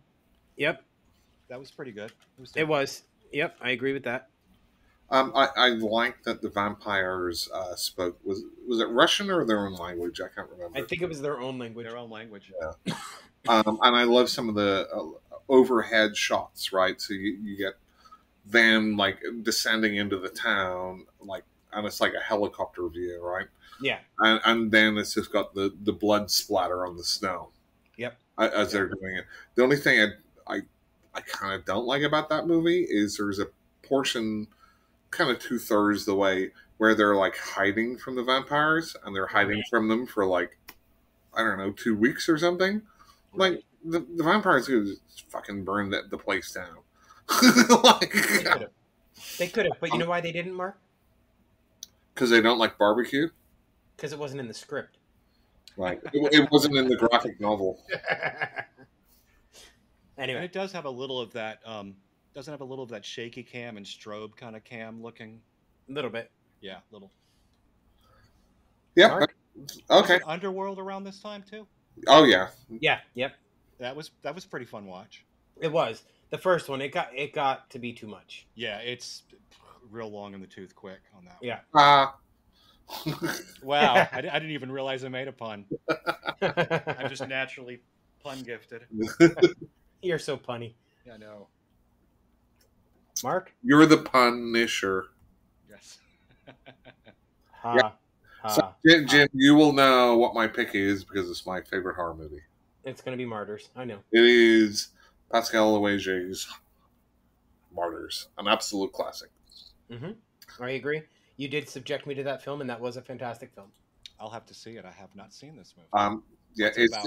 it's part of the French new wave of extreme horror movies that came out in the 2000s, like I think it was 2006, right? Hot Tension, movies like that. I don't really want to tell you, Joe, much about it because It'll spoil it.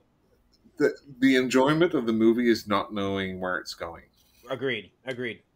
Not knowing what's happening is probably the best part. The anticipation. Is it torture porn? So I don't like that term because Is it like that, but not using that term?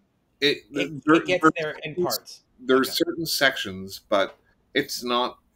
There's so when you look at like Hostel, right? You know, people say Hostel is torture porn.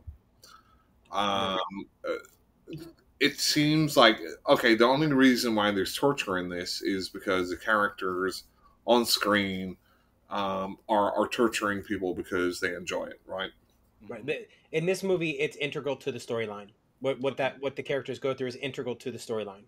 So it could not have been any more um, It's fluffy. I guess it has to be really dark and horrific.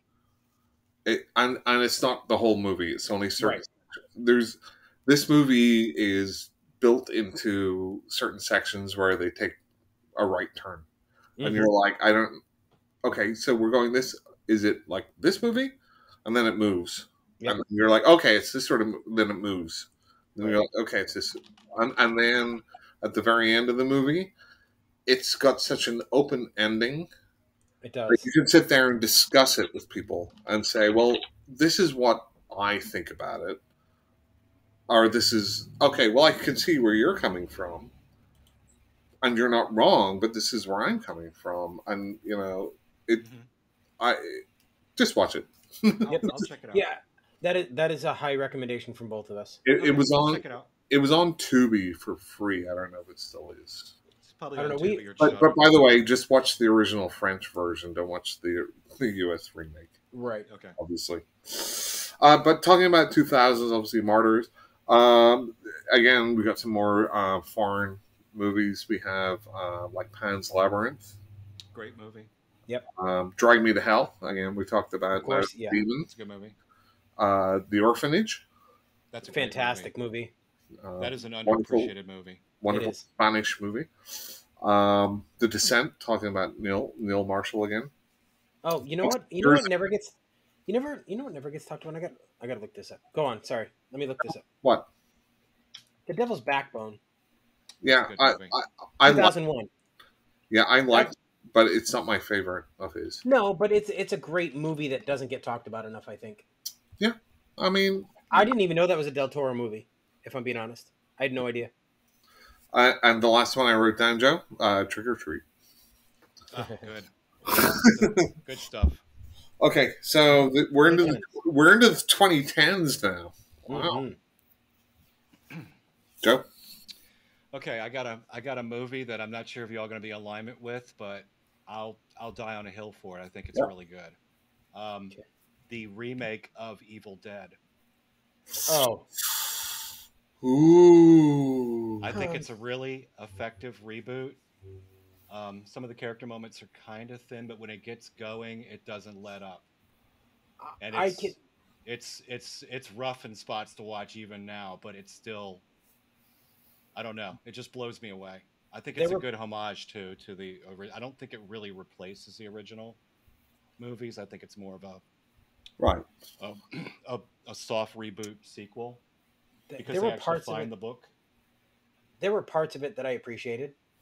I don't hold it in as high of esteem as you do, but there were parts that I can appreciate about it, like the scene where she loses her hand. I thought that was really inventive, the way that they did that. Yeah, the gore parts are really, really difficult. Yeah, but they're great. They're great.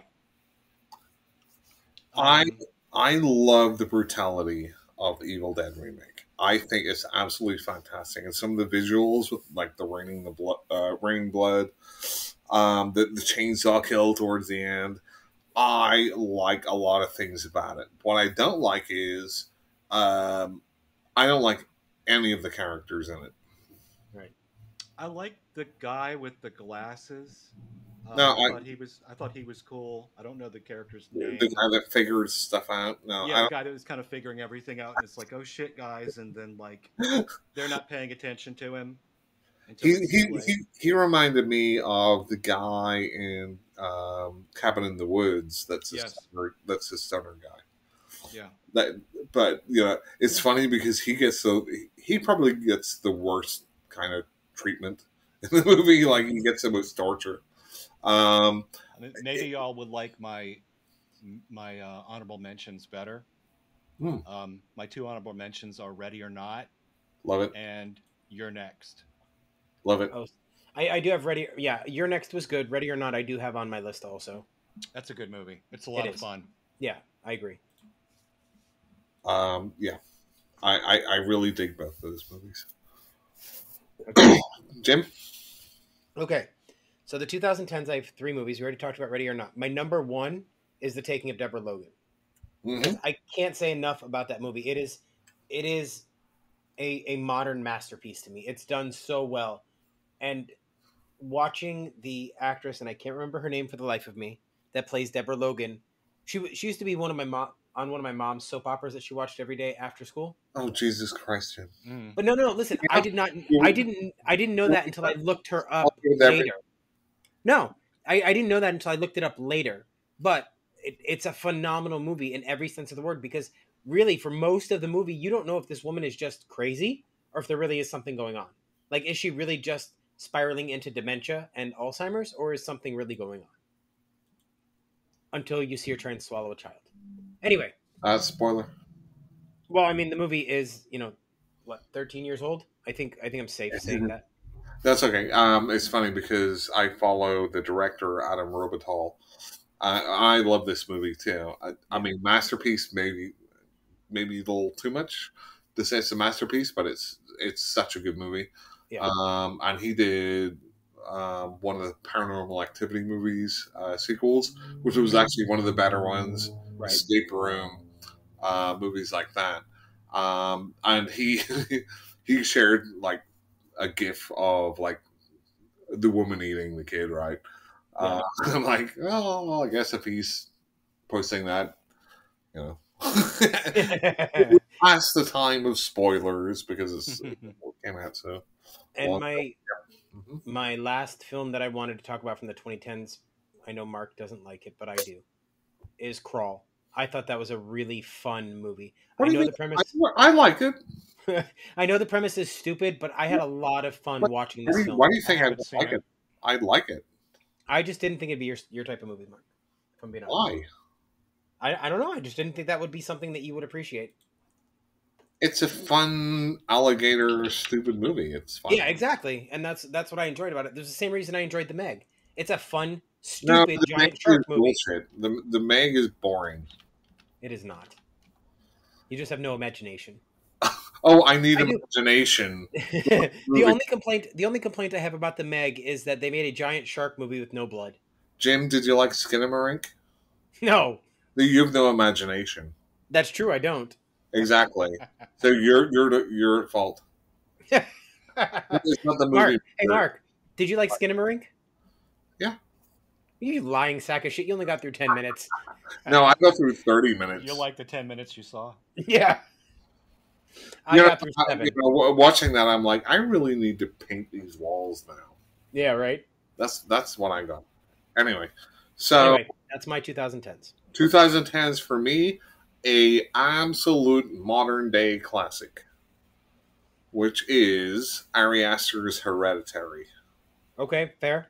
I think there's nothing to not like about this movie. The direction, the seamless transitions between the dollhouse and the real house. Mm-hmm. The acting is phenomenal. Toni Collette should have won an Oscar for it.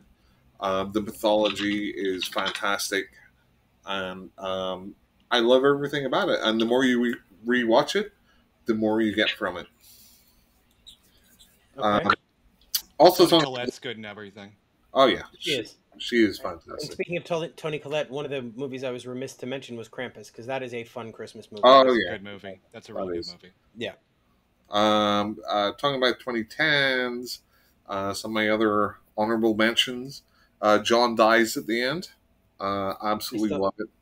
Don Coscarelli again. Still haven't seen that one. I'm fine with it.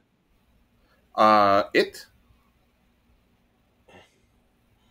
I could take or leave it. I really didn't have any feelings one way or the other. I thought that Skarsgård did a great job in reimagining the clown, but I don't have any strong ties to. I thought it was really good all the way around. Yeah. We're Still Here. That one I have not seen. With Barbara Crampton. It's honestly like a throwback to. It reminded me of Fulci. Like Fulci movies. Amazing. It's on Shudder, I think. I was going to say, didn't Beyond the Gates come out around this time too with her in it? Yes. That was pretty good. That was pretty well done. And then Jacob's Wife. I haven't seen that one. Where it's a vampire movie. It's pretty good. It's not as good as We're Still Here. Okay. Bone Tomahawk. Did not see it. Didn't see it. What? So it's a western, which ends up as a horror, and it's got what's his name from The Thing? Well, it can't be Wilford Brimley. He's dead. No, where's Goldie Hawn? Why am I blanking on him? Kurt Russell. Kurt Russell. Yeah. Kurt Russell. It's absolutely amazing. Slow burn. Starts off with. Anyway, I won't get into it because it's usually fun to watch. Yeah. He was fun in Death Proof too. Autopsy of Jane Doe. Oh yeah, that's a good one that I failed to mention. Yeah. The Perfection. So I enjoyed it a lot, and I thought it was a really clever film, but I don't know that I would have included it on this list. Yes, I thought The Perfection was almost perfection. And for a Netflix movie. Yeah, it was really well done. I will give you that. I don't know that I would have included it on The last one just on my list is the Astron 6 movie, The Editor, which is a parody of 70s Giallo. And it is fantastic. Okay, that's fair. Okay. And no one mentioned any of the Sharknado movies. So there's a reason for that. So, Joe, I have this idea that you can't make a movie that's supposed to be so bad it's good. You have to legitimately make a movie thinking that it's good, but it's bad. I would agree with that. Like it's hard to manufacture a so bad it's good movie. Yeah, because if you try to make a so bad it's good movie, it's going to look like it's try hard. Right. Right. But I don't know. You're saying that about Sharknado? I'm curious though too, Mark. How do you feel about the trauma films? If you can't set out to make a so bad it's good film, they're not making it so bad it's good. Like you look at say the Toxic Avenger, right? Perhaps a famous movie. Well, the original, yes. Yeah, I think the later trauma films though, I feel like you can see through them. Yeah, they aren't 100%. As good. They aren't as good as the 80s and 70s trauma stuff. Right. But they're just low budget trying movies. They're not this like you brought up Sharknado. Like the Sci-Fi Channel was much better when it was the SCI-FI channel. Yeah, agreed. Not the Sci-Fi Channel, because they made some ridiculous, legitimately trying to be good movies. Frankenfish. But they were terrible. Like Grizzly Rage and things. I think Savage Planet. Like they were just funny because they were trying. Like it's like Ed Wood, right? Mm-hmm. He legitimately wanted to make good movies, but there weren't.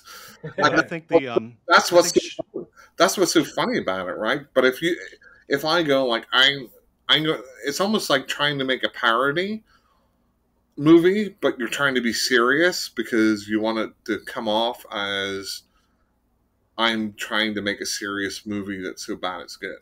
Like I think that it's a mockbuster. So it's a exploitation movie to just try to exploit blockbuster movies. Yeah, and it did it. I mean, and it did it. Yeah, it's like 6 of them, right? Yeah, and it's a low budget epic movie, and they did a lot of those movies. Well, I think some of those movies, what's that film studio that did like Transmorphers and stuff? Asylum, right? So I don't think they were setting out to make bad movies. They set out to make movies that your grandparents were going to buy you some sort of Christmas gift, and they thought it was Transformers, but it was Transmorphers. Yes, exactly. It's definitely exploitation, but that's just what they do. Yeah. And some of them aren't that bad. Some of them are not that bad. They're not, like you wouldn't want to binge watch a bunch of them. But I specifically have a problem with thinking that the people that made Thanksgiving or Poultrygeist set out to make good movies. No. But they are fantastic. I love them. But I cannot believe that they did not set out to make exactly what they made. They're not trying to make bad movies, Jim. they're not trying to make bad movies. They're making movies in a specific genre Yeah, and that's of what I mean. of goofiness, right? Right. They know they're goofy. That's the audience that they're playing to. Right. But there's ones like Birdemic 2. Never. No, the first Birdemic, which I don't think was fun because it was just boring. But it was so bad, some people might say it's good. But when you make Birdemic 2 in the same style, well, no, then you're missing the point. It's like Troll 2, right? Troll 2, the director, Bruno Mattei, was blown away that people were laughing at his movie. Like, he could not understand that. He's like, I tried to make a good movie, and he didn't understand the difference between people enjoying it because it's like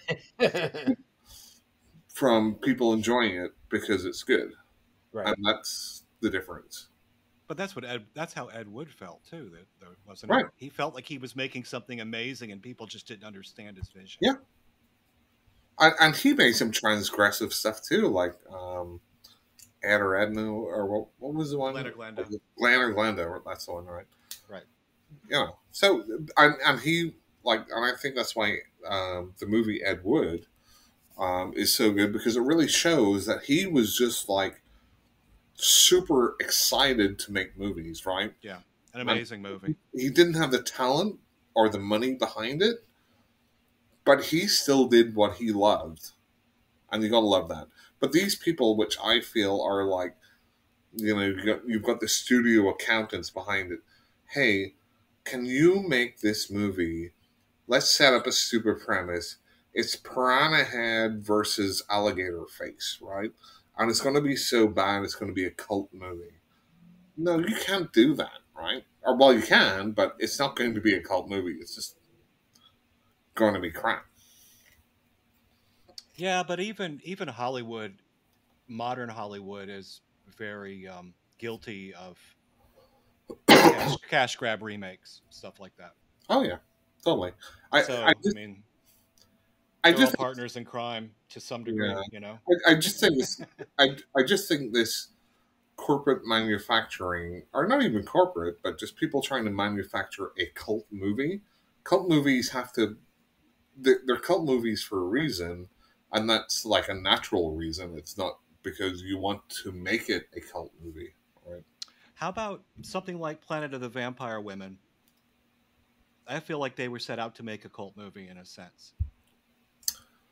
Did you see that one? I have not seen that, but even things like probably because you're talking about Planet of the Vampire Woman, like Life Force, right? The Tobe Hooper movie. I mean, that's a cult classic. Yeah, it's like the biggest B. It's like a huge budget B movie, right? But he didn't, or the Keep, movies like that. They didn't set out to make those as cult movies. No, I think that was wasn't that a Golden Globus movie or Cannon? So Cannon was just like they would just give them creative control, just say make something that people are going to enjoy. Oh yeah. So that was a great thing about those guys, is that you got a lot of movies that were just fun. I mean, some of them are terrible, but they're terrible fun. Yeah, there's a really great documentary about Cannon movies. I can't remember the name of it. Total Recall was a Cannon movie.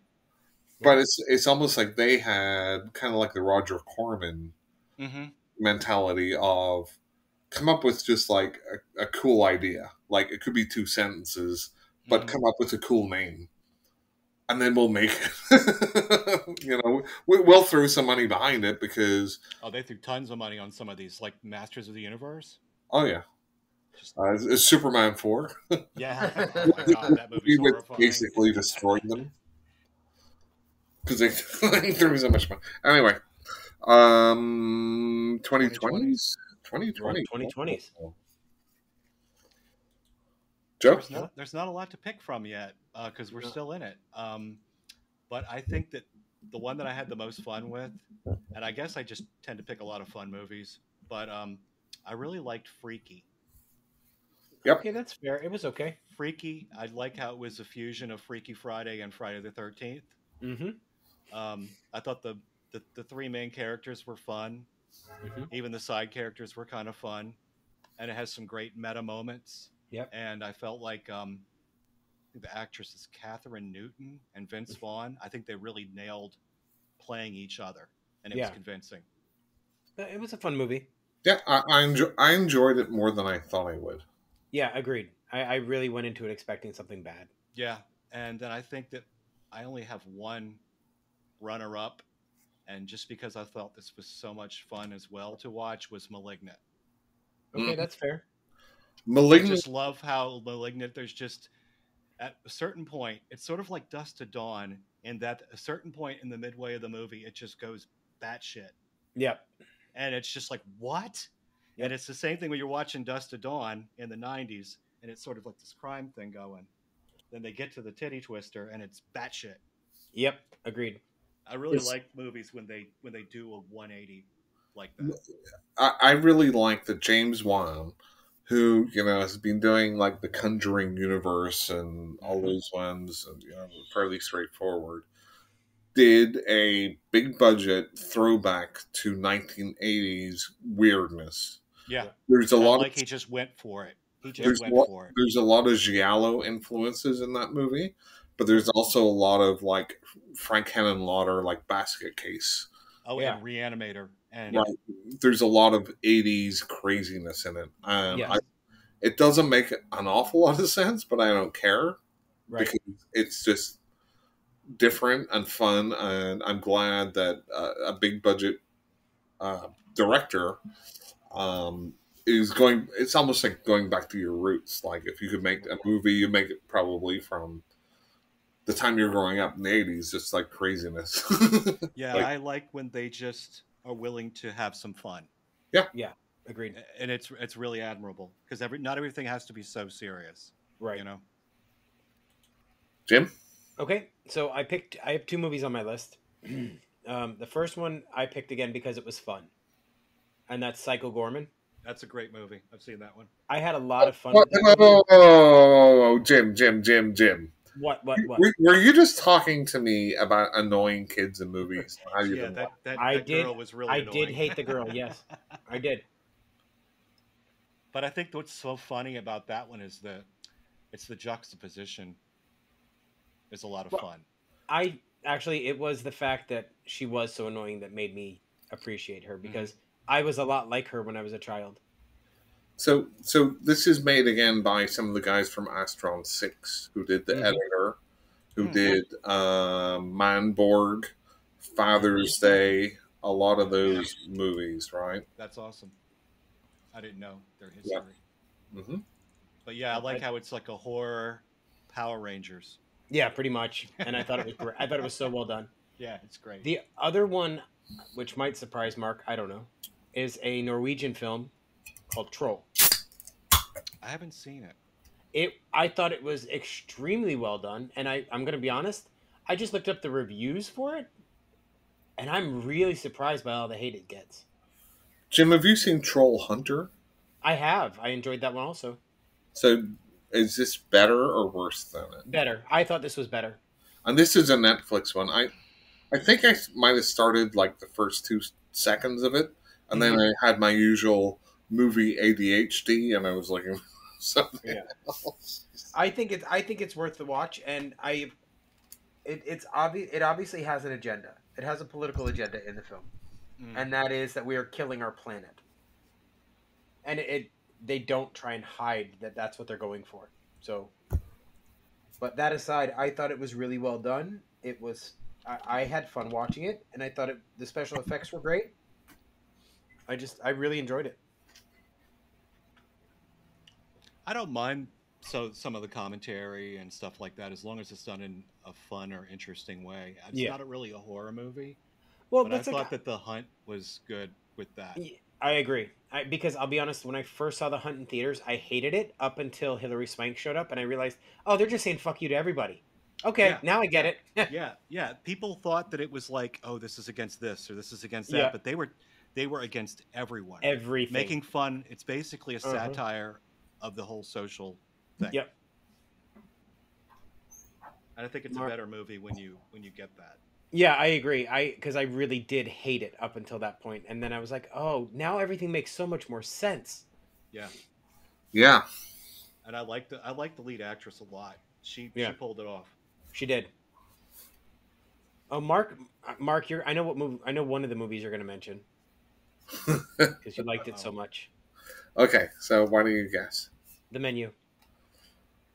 That is on my honorable mentions. I knew it was going to be on your list somewhere. So my number one movie, I was trying to think. Okay, so recent movies that I've watched, and I came to the strange conclusion of a movie which I initially rated 4 out of 10, Oh God, but then Jim, do you know what it is? I don't. Not off the top of my head. But then I thought about it, and I thought about it, and I rewatched it, and I'm like, I kind of get it now. I If get you it. say if you say the Deep House, I'm just going to throw my earbuds and I'm going to walk away. No, but I like the Deep House.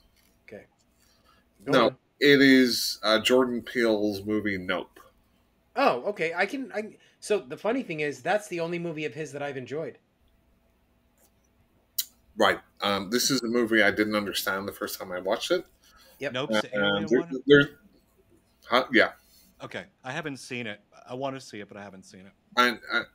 and it's a movie where it's it's more about the symbolism of certain things, which I Yep. didn't understand the first time, and then I understood after rewatching it. And I still think it's a little long. Yeah. They could have cut 20 minutes off it to make it a much tighter movie. But I think as far as cinematic depth, um, it's hard to beat some of the scenes in this. Yep. They're not graphic, but just thinking about it, it's just like, oh my god, that's Yeah. that's not good. So yeah, nope. I'm also talking about films like Ready or Not. The Hunt, I thought Okay. was very good. We just talked about that, Mark. I, I went to the bathroom, so I Oh, you figured as did? much. Yes, Oh he wow, did. because I said I That's why wasn't sure if it was a horror movie or not, but I thought The Hunt it totally was is. was a when lot of fun. when he came back and just said, "Oh, yep," I was like, Yeah, "Oh yeah, he was not listening." No, I'm I, not. I I'm there with you on The Hunt. I don't own it, but I would actually own that movie. Yeah, I and liked it. I do own it. I thought the lead actress was really great in it. She Yeah, was amazing, and she she was. was believable. She sounded like someone who's from Alabama. Yep. The Night House, that was almost my number one. Just a great mystery. Is it a ghost? Is it not? Movie. The Sadness, South Korean, just gore fest, Yep. which is again, it's almost a remake of Gareth Ennis graphic novels. It is just like brutal. Malignant, I wrote down one that I brought up last week, which turned my stomach. Oh, Jim, what is it? it's fall, right? It's fall. I cannot stand heights, and sometimes I'll Mm. torture myself looking at YouTube videos of people like up in skyscrapers and looking down and stuff. And this movie was just 90 minutes of people up on a radio tower 2,000 feet up, and it was shot so well you would think they're up there, and it's like, oh, gross. So that one, The Menu, yeah, I think it's a very interesting movie. But lastly, uh, a resurgence in the Predator movie franchise with Prey. Yes, That was good. it was. It was very. This and Predators are probably my two favorite, most recent entries in that universe. I liked Predators a lot, I and thought it was fun. I think you could nitpick Prey in some spots, but I think overall they did much better than I thought they were going to do. Agreed. Agreed. My only complaint is how quickly she figured out the technology. Yeah, she kind of like turned into a martial artist like in some particular point in the movie, The, but the one part I really liked though is I watched an interview with her after it was released, and her father actually throw axes competitively. mm, Like for Well, the last Christmas, she bought her father a pair of axes to Yeah, throw. but I thought it was great. I thought it was Yeah, I fine. agree. yeah, and a lot of those actors are first time actors, right? And they're Native American, like the brother. And I thought the brother was great. Hmm. Yeah. Too. Yeah, that was surprising. But I think this also opens up. It's almost like a comic book, right? So you open up more dimensions of, hey, could you have predators back in like ancient Rome, Yep. or could you have them like in Vikings, and just And you they could kind have of predators. they kind of retcon the pistol thing, Yeah. Oh yeah, which I didn't like that, but it's just a movie, so I, whatever. I could see that. I could see what they're doing there. Like, well, let's connect it to Predator too. But then somebody would have to kill her or whomever and get it back to give it back to Yeah, Dumbledore. it's just kind of, I don't know, sort of a fan servicey thing that doesn't really pan out too well. Right. Okay, well, that was our top movie from the 1920s to the 2020s. That's right. 100 years of movies. In a little over 2 hours. Wow, Yeah. that was a lot of stuff. That was. I'm really surprised Yeah. that there was a lot of interesting picks on there. I agree. And it's hard. It's like I appreciate a lot of movies, Mhm. but it's hard to pick like one or two out of an entire decade because Yeah, I could roll with so many of them. Yeah. You know. I, 100%. and that's why whenever I like thought of it, and then I'm like, oh crap. I'm like, it's difficult. It's so difficult, especially more recent decades. But so Joe, now we normally do Wait. I have a question for you, Mark. yes, Before we do what we've watched. yeah. You asked a question on Facebook, and I want to know your response. How many of my picks were nostalgia related? Most of them. 0, sir. Oh bullshit! No, I did not pick a movie just because I had a childhood link to it. There were movies that I actually enjoyed. Oh, okay. So my question is, I'm being honest here, Jim. Yeah. If I didn't say that, how many of your picks would have been nostalgia picks? My list, on any given day, my list is going to change dramatically because I enjoy so many different types of films. But the ones that I picked, I stand by wholeheartedly. They are some of my favorite films.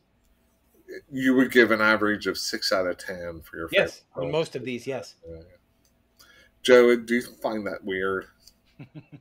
we did our top 5 horror movies last week, and in Jim's top 5, he had like a 7 out of 10 rating. Like Just because I think it would have to be for me. It would have to be like a near perfect movie. right, 10 out of 10. No, It had to be like a 9 or a 10 because it could be a 9 with a lot of strong elements to it. Right. I'll give you an example, Joe. We both love Event Horizon. Yeah, However, that's an amazing movie. Yes. but on rewatch, the special effects don't hold up. Some of the storyline is weak. Doesn't mean I don't still love it. It does affect how I rate it. Well, that's the same with the Frighteners. That's the same Right. with Lord of Illusions. Exactly. Has got some CG in there that is really does not hold up. But that doesn't take you out of it, right? It doesn't. It does. It in no way is it going to affect how much I appreciate the movie. No. It is, however, if you ask me to give it a hard rating, going to affect how I rate the film. I guess my point is, if Jim likes a movie, he gives it a 4 out of 10. I give it a 7 out of 10, like most normal human beings. You rate way too easily, sir. Right. Anyway, let's move on. So now we go into our what we've watched. So, Oh, good Joe, Lord. do you have any watched recently that you would like to bring up? It doesn't have to be horror. Could be anything. Good grief! What was the last thing that I watched? Or I do a lot of like if I'm not watching movies, and usually I've got a couple of channels on Amazon where it's a lot of classic movies. So I've been going back and watching a lot of classics. I'm still watching classics from the 60s and 70s that I never saw. Okay. So that's just where I've been going. I don't always find that everything modern appeals to me, and it's not like a Luddite thing. I'm not in alignment for some of the stuff. So there's a lot of great entertainment from the past, which yeah, a lot of people nowadays like, oh, it's black and white. I can't watch that. Oh, it's like just try some of it out. See what Yeah, you. and the thing is, it's so much easier now to find something and watching it instead of like 20 years ago where you had to go hunt the thing down. Right.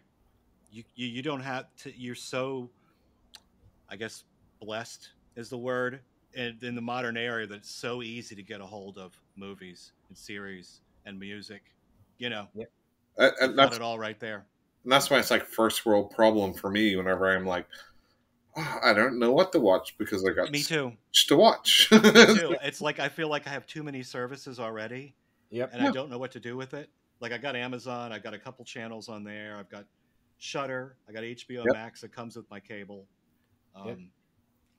So Yeah, I got a whole bunch of them. Just like I just spend more time flicking through them than actually Yep. watching something. yeah, so that's probably what I watched recently was flipping through Yeah. things. And I watch a lot of like 5-minute YouTube shorts, and there's several like exploitation and cult classic movie channels that I follow. So I'll watch their, like the Horror Geek. Oh, I love Mike I Brack. love Horror Geek. Dead Meat, Brandon Tenold, a Yep, lot of stuff. yep. He is the Canadian guy, right? Yes, he's so fun. He Godzilla does stuff. the cuxploitation. That guy has not changed in like 10 years. I know, and he's great. He's funny because he's so deadpan, but he's hilarious. He's on the In Search of Darkness. Yes, and a bunch of those guys are too. There's another one, Good Bad Flicks. He's on Search of Darkness too. Yep. So yeah, I'm in tune with all those shows. Yeah, I probably watch more YouTube stuff than I do Yeah. movies. How about you watch Minty? Minty Reacts. He's an Australian. I might. He does a lot of top tens. Top 10 things you didn't know about. Yeah. Poltergeist. No, I have. Yeah, I have. Yeah. I should bring up my YouTube list. He's a little dry sometimes, but he's fun to watch. I just, So whenever one of those guys has got something new, and then I watch Jeremy Johns for my reviews, for my movie reviews, because I trust him. Okay. Hang on. Bring it up. I talked about. I used to watch Chris Stuckman for movie reviews. My YouTube picks. Off the shelf reviews. I like those. Yeah. I think I've seen and I watch a bunch of like reaction channels too, just because it's Yeah. like watching a movie, but it's only like 20 minutes. I need to see somebody else reacting to it, so it's like, Brandon Tenold, Cinebinge react. Have you ever watched Terry Talks Movies? I don't think so. He's okay. There's another one called Oh, here's my channel. a good channel, CZ's World. Mm. They do like horror history of like it and this and that and stuff. How about Red Eye Reviews? No, I'm gonna have to write these down. Yeah, Red Eye Reviews, exploitation reviews. He does a lot of like. He doesn't have a very big channel, exploitation reviews, but he does. Elvis the Alien. Do you ever see him? Elvis the Alien. Yeah, he's pretty funny. I got a lot of gaming stuff because I do. Like Gamer Ranks. No, I do like Skyrim and Fallout modding. So I got a lot of modding channels. I'm a very average gamer. I'm not big into it. I have a PlayStation 5, but I'm really looking forward to the Resident Evil 4 remake coming out because that's probably one of my favorite games. I've completed it probably like 20 times. There's another channel called Cool Classics, which is like mostly it's TV nostalgia, 50s, 60s, 70s. Jim, do you have any? Do you want to throw in there? I do. Well, I don't have any YouTube watches. I'm not a YouTube guy. I don't watch that too much. But I do have a few things that I did watch this week. In the vein of The Frighteners, there was a movie I found, and I think it was on Netflix, called We Have a Ghost. It was fun. I mean, it's not a great film by any stretch, but it was fun. David Harbour plays a ghost who can't speak, and this family moves into his house and into a house that he is inhabiting, and he's run everybody else out, but they decide that they're going to help him, so they try and figure out who he is and how he died and all that kind of stuff. That was fun. That's probably a 6 out of 10. I saw Werewolves Within for the first time. Mm-hmm. I was surprised by that. There were some really cute moments in that. It was an okay watch. I'd probably give that a 6 out of 10. The one that surprised me was 15 Things You Didn't Know About Bigfoot. Number 1 will blow your mind. That was so. The premise of that. What's that on? That one is on Amazon Prime, I believe. I'll have to look it up, but I think it's on Amazon Prime. It's about this guy who writes clickbait articles for a living, and his company sends him out to do a Bigfoot story. No, I'm sorry, it's on Paramount Plus. And essentially he's just a jaded, not very likable character, and this is about his transformation. But it's a fun movie. I enjoyed it. And then I have a audiobook series that I started, which is Conrad Edison. It's a ripoff, inspired by Harry Potter. Harry Potter? Yeah, it's extremely British. The headmaster of their quote-unquote university, where they learn spellcraft, is Gryffindor. So is it trying to be funny because it's being a parody? No, it is not. It actually is trying to be very dark, because this is Harry Potter if Harry Potter's parents were Voldemort and Bellatrix. I don't know what you're saying. The bad guys from Harry Potter, if they were Harry's mother and father. So it's okay. It's enjoyable enough for a read. I do have an ask though, because I have 2 authors I would love to get on this podcast that we could talk to. So if any of our 3 people that listen have any connections, Nicholas Sansbury Smith and Mark Tufo, we would love to have you on this podcast. That's it for me, Mark. What about you? Nobody's listening this far. You should have said that at the very start. They've all gone to make coffee. I don't know if I can make it through. I have only The Last of Us. I have to watch it tonight. That would be the most recent one, right? Yeah. It took a week off, didn't it? I thought it took a week off. I kind of feel like it did, but I don't know if it did, because time is meaningless. Yeah. I watched just a couple of things.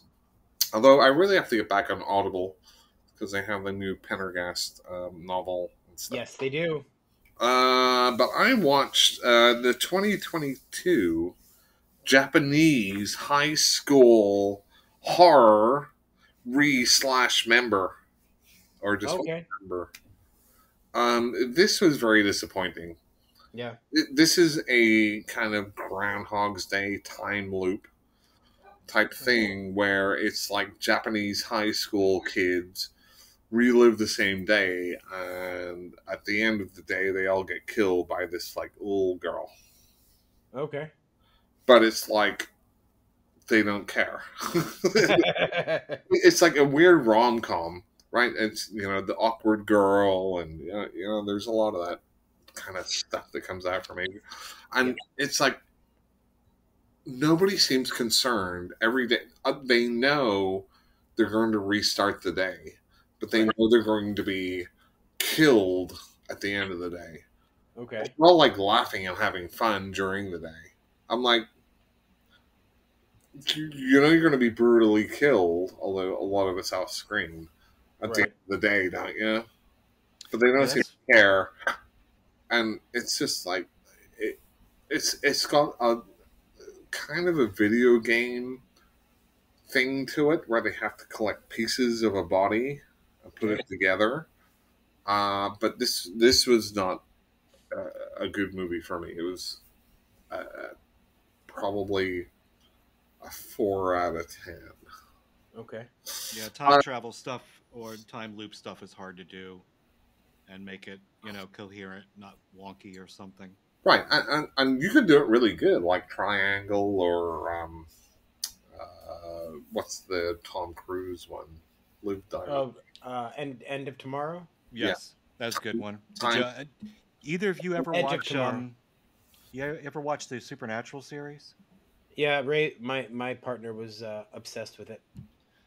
There's one. They did one episode that was a riff on the Groundhog Day, which was really good. Yeah, yep. That was really good. It's funny, Joe. I'll tell you the story. We met Dee Wallace when Mark and his wife and Ray and I were at Spooky Empire, and he's like, "So what has she been in that I would know?" So I start rattling off all these movies from the '80s that she had been in. He's like, "No, no, no." Hang on, then I said- you're talking about Ray here, right? I am, yes. Okay, so just like it's not me. No, it's not you. It's Ray. Sorry. Exactly. Forgive me. I am encyclopedic when it comes to horror. So Ray, I'm explaining all these movies to Ray, and he's like, "No, no, no." And then I finally just said, "She's the woman who hit on Dean in the nursing home." And he went, "Oh, I know her."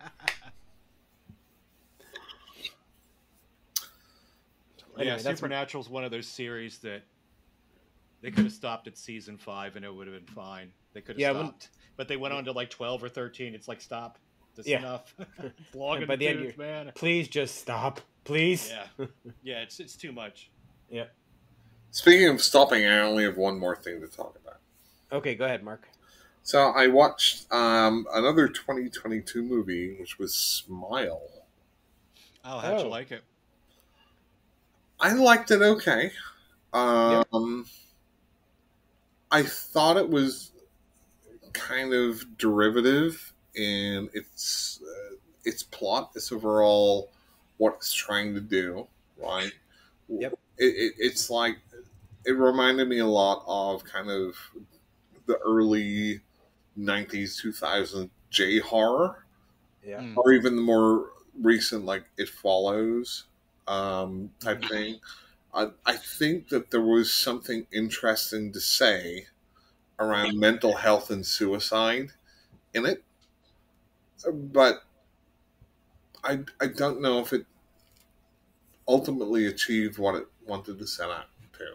I mean, I kind of like the motif a little bit of, you've probably seen the trailer, so it's not a spoiler, that like, you know, there's something coming after this woman and, you know, they smile.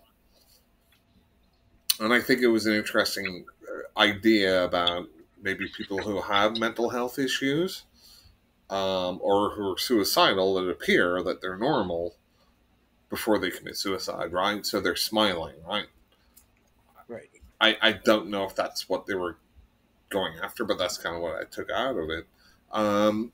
But I thought it was good enough. I mean, it wasn't earth-shattering or anything, and like I say, it's a little derivative, but you know, I'd give it a 7 out of 10, maybe, if I'm generous. So watchable probably once. Yeah, I mean, and I thought the main actress, I thought she did well in that performance. She is weird. She kind of looks like older than she is. I thought she was like my age, like Jim's age. I thought she was like older, and she was like, no, she's like 20 years younger. But she did well in it. I kind of don't like where you have a main character who thinks they're going insane, so they act insane around people. Right. But then trying to say, well, I'm not insane because this is happening. I'm like, but you're acting insane when you're talking to them. Right. Like, why don't you stop, write something down, or do something a little differently? Don't be like crazy in their face and say, why aren't you believing me? I'm not crazy, but you're acting crazy. Right. Yeah. But otherwise, yeah. I mean, it's perfectly fine. It was free on Peacock or something. Something like that. Yeah, and I think that's how I saw it too. And I agree. There was so much that could have been on with that film that I do feel it fell short, but it was okay to watch for once. Yeah, it was perfectly fine. I still want to see Megan. Have either of you watched that? I have. I haven't seen it. I have to catch up. I'm the kind of guy that I'm like a year behind.